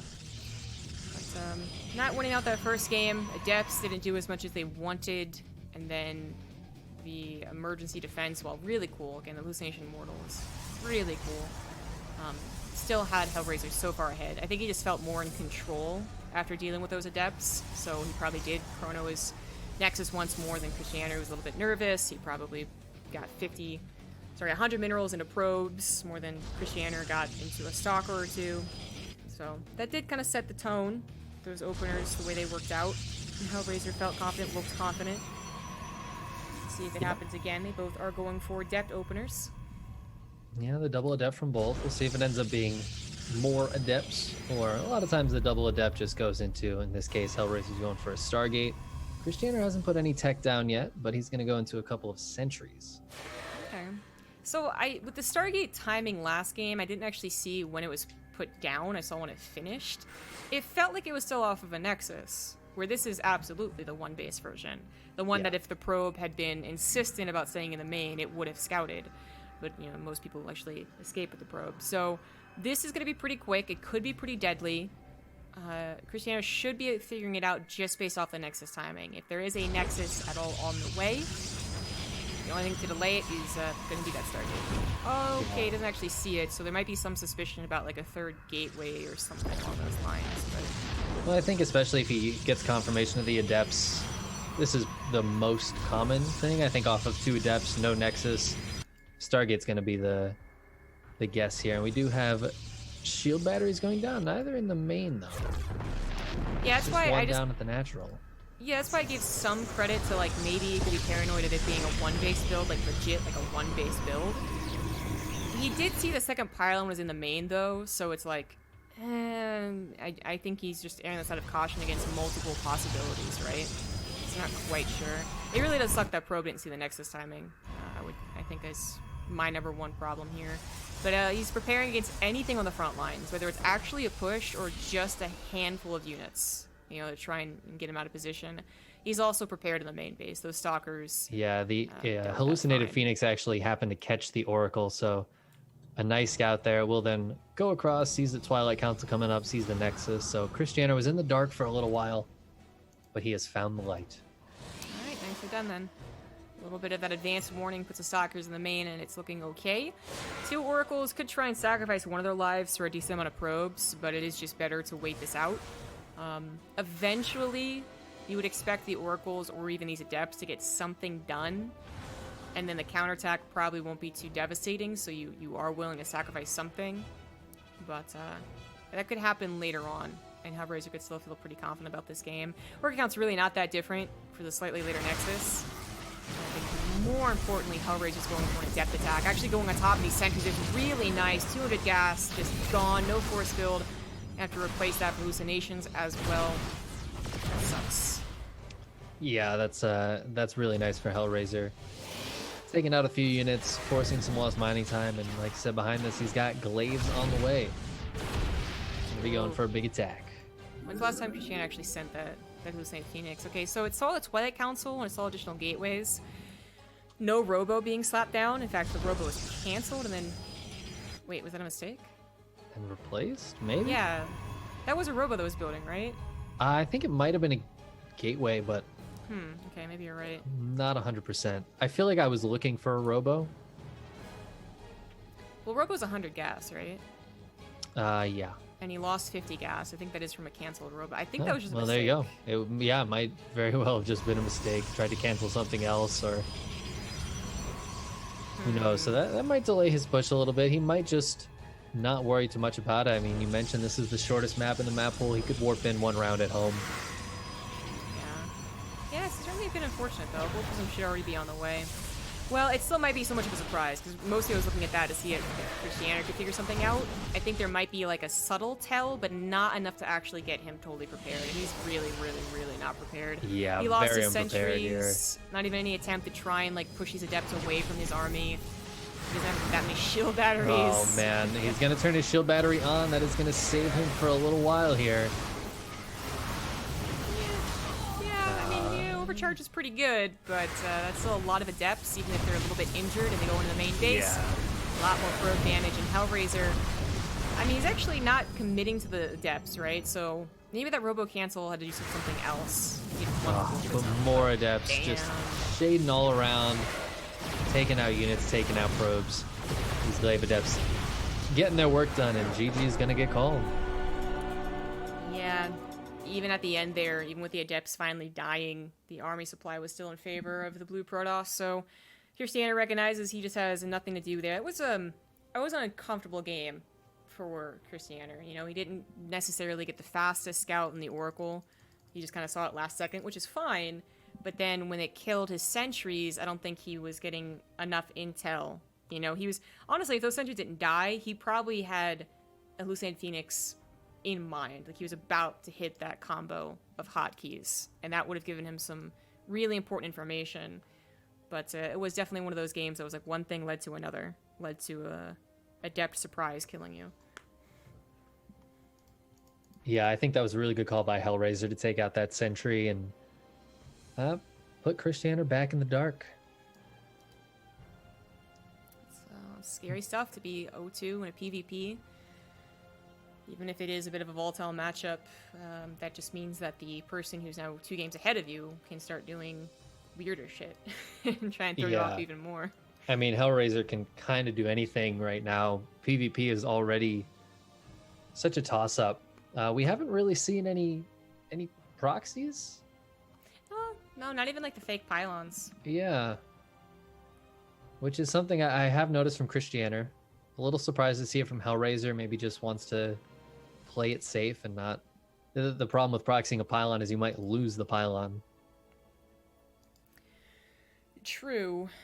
It is just something that you're gonna have to worry about in some form or another, I guess. Yeah, like defending it, or actually even finding a place to put it down that's not scoutable, but at certain points it feels like it's almost like a why would you ever not do it, and at other points it's like, yeah, okay, I can see not even bothering with it. Because there's definitely a moment there, about a month, where every PvP. Oh my god, it was every single one. Yeah. The thing is, I guess if you open Adept, if your opponent opens Stalkers, and your Adepts don't do anything, those Stalkers kind of have freedom on the map. If they find a pylon, you're out 100 minerals. That's about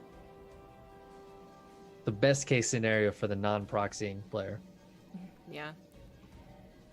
Well, it's Eternal Empire. We're on to our largest map.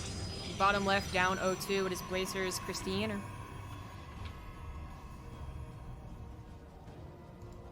And his opponent in the upper right, up 2-0. It is Clash's Hellraiser. 1 game away from qualifying. Pretty exciting stuff. Yeah, I mean, of the players here, I would have expected him. I don't know too much more about Christianer other than what we've seen here today. I know that he participates in a lot of the brackets, the open brackets, and does fairly well. But Hellraiser is another one of those guys who even a year ago, shockingly, like, you know, would tear down some of our expected players. I don't think he was the guy that took down Showtime that one really odd season where Showtime was in the qualifiers and actually got booted out. We just didn't see him in Challenger at all. But there have been a couple where, like, a guy like Hellraiser or Razorblader, for instance, actually kind of have a Super Saiyan moment a little bit. Just it's their day, and they take important guys out. So for him to be in this format, you know, 32 players to actually make it through, that's what I anticipated, especially since the seeding, I think, has gotten more preferable for the people who think that they should make it through, you know what I mean? There have definitely been some complaints about the seeding, but I feel like this one actually made a lot of sense. Every time I looked at the expected player, I looked at the rest of the bracket and I was like, oh yeah, no, they definitely should make it through. Yeah, I got a lot of the same feelings. Christianer is somebody I definitely expected to get to the qualifier match, to the round of 16. But normally, unless he got a nice opponent, maybe a little bit of luck in that bracket, I wouldn't necessarily expect him to qualify. And in PvP, I mean, things can get a little bit crazy, but I would favor Hellraiser here for sure. We do have that proxy Stargate. Time to mix things up, man. Time to just change up the style, change up the pacing. So, again, going back to that one-base Stargate, like, Nexus timing, whether it's in-base or not, right? Proxy or in-base, you can also still tell kind of what it is based off of if the Nexus comes down. If it's later than your Nexus off of only 2 structures, then it's either, like, an all-in, or it's a Stargate. And when you see the Nexus be put down, your mind goes to the Stargate, more than a Robo or a Gateway. So seeing that timing can be very important, but Christianer is also, I guess, investing into a lot of units here. No, actually, there's the Nexus. I was like, pretty sure Nexus should go down. There it is. Yeah. So he's actually just starting to scout around for Hellraiser's scouting everywhere, and he is going to find this. Yeah. The Oracle will get out, but pylon missing. This is still really nice to actually scout it. Yeah, the confirmation that it is Stargate, and it's right here, and he should be able to get that pylon. Oh, a couple Stalkers coming up for Christianer. Uh-oh, let's start on him. Actually, yeah, recall instantly. Ooh, still gonna lose the Stalker, though. But the Oracle's turned on now, so the Oracle doesn't really have any energy for a little bit. It's a little bit less of a threat. Yeah. I mean, this could open up opportunities to get a second Oracle, which pierces through a shield battery, but Cristiano's not going to go for it. He's already slapped down a Robo, which is the cost of an Oracle, and is trying to chrono his Nexus here. He's trying to get a lead in the probes, which he doesn't have a lead, but if this Oracle just got a zap on one or two of the worker line, like, he actually could be ahead a little bit. Cristiano's Nexus is a good bit quicker too, so he Yeah. might have one or two probes being made from it before Hellraiser can. I have seen the Protoss players go for a Twilight Council in response to a proxy Stargate when found. So is that why his Nexus is later? I think it is. If he had Yeah, just I gone mean, for a he's got two-gate that- Nexus, it would have already been done. Yeah, he's got that blink on the way, so Hellraiser might get a little offensive here. It's very possible. He also has a increased chance to actually just completely slap down the Oracle with Blink. Like, Stalker's already pretty good against an Oracle, but with Blink it really shouldn't escape. Good find here from Cristiano on the proxy pylon. Easy peasy. Yeah, those pylons can be annoying later in the game. You never know when a couple of depths might warp in. Cristiano does know about the Twilight Council. Even with his faster Nexus, they still end up roughly the same. So it is just about the technology. So it's Blink versus Immortal. Classic matchup. Again, typically you'll see that Stalker player try and go for a faster third Nexus, and that probe was waiting. So there it goes down now. And if Cristiano figures this out, and there's Observer in the main, so I think he will, he could either do his own, and just, try and defend it, or he could try and do a push. But he actually needs to go over and see that. He sees a lot of nothing so far. No gases, just a single additional, just finally getting a Robo, and wondering where else could there be. Well, there's 400 minerals in a Nexus. There you go.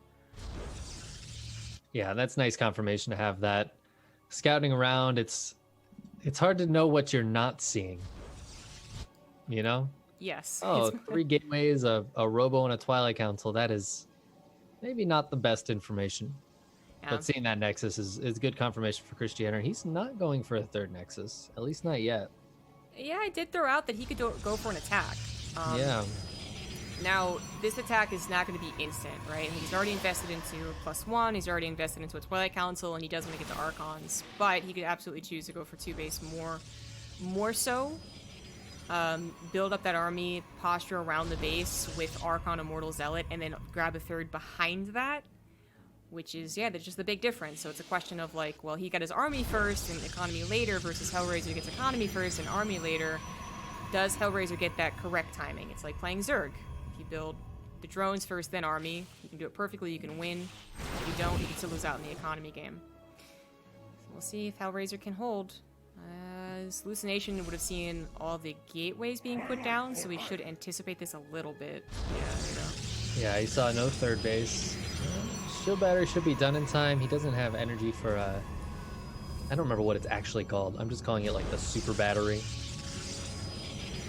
I actually thought it was shield overcharge. Is it shield overcharge? There That's you a go. co-op thing, so I actually know. Oh. Anyways, No, Hellraiser does not have a lot of units here. no, it really doesn't. That stasis Have a did few not work more. out. It's scary. The second one back there if Hellraiser accidentally walked into it. Oh, that shield overcharge is available now. He has enough energy for it. And with a couple of Archons here, that will help him. If he wants to use it, there it goes. Yeah. It didn't have much energy, and unfortunately it doesn't give you, a burst of energy initially. I think that's what they wanted it to do first, right? But now it just, the regen of the energy is a bit better. But that should be at least somewhat helpful. Yeah, it should give him a little bit of time. Cristiano does not have a third down behind this, so he needs to get damage done here. He can't just trade some units for units.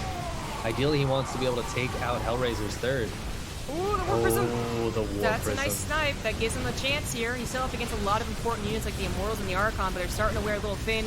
The Immortal shield pops at a pretty important time to barely save them, but with Stalker still alive and Blink available, they're going to be target fired as well, and Hellraiser looked like he was on the brink of losing control of his third base, actually wins the fight, and thus wins the game. His economy will be just too good from here on out.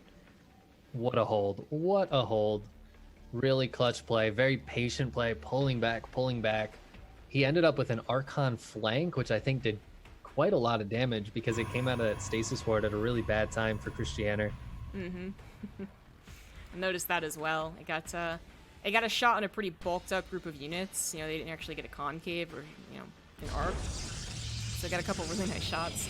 It's very important that he was also able to deny the War Prisms. 7 more charge lots might have been a deal breaker, but honestly, it looked like Christianer wasn't even set up to do a warp in. But you know, obviously, it was also there for micro, and it just got bopped instead. Good use of the Stalkers. Good use popping the last stasis trap with a Zealot. Christianer knows that he doesn't have too good of a chance to just macro out of this. He will take a 3rd Nexus, but he would love to actually do something here. Get a couple probes pulled into his army, and I think that's actually all we can really hope for, because I don't think he's going to take the fight. Yeah, I mean, oh, the Stalkers blink forward. That is not the best blink I've ever seen. So they're going to kind of get surrounded by Zealots. Another shield overcharge goes down. And that might be enough here for Hellraiser to just push back Christianer's army. Christianer does have that 3rd base coming up, but he's down a lot of workers. He's been down a lot of workers. He's not making +2. The longer this game goes, the better it is for Hellraiser. I really feel like the best case scenario is, yeah, getting a Zealot in there, getting an Archon in there, and killing the probes, or just, you know, hoping that he pulls them, and then backing off. But even if that had happened, we're talking about +2 now being almost done for Hellraiser. He still had so many other things working for him. These 3 Archons of Hellraiser should take care of the Zealots eventually. Good pullback there. Good micro with the War Prism as well. And once again, blinking those Stalkers forward. So once and for all, take care of the fight. Without the War Prism, Christianer really has no chance. But it's his last game, the last qualifier, and he doesn't want to tap out yet. No, he's fighting for his life here, and he wants to make Hellraiser work for it. But at this point, the army supply tells a story of all of its own. 49 to 13 army supply. Christianer going to be down an upgrade soon as well. And I just don't really see any advantage for him here.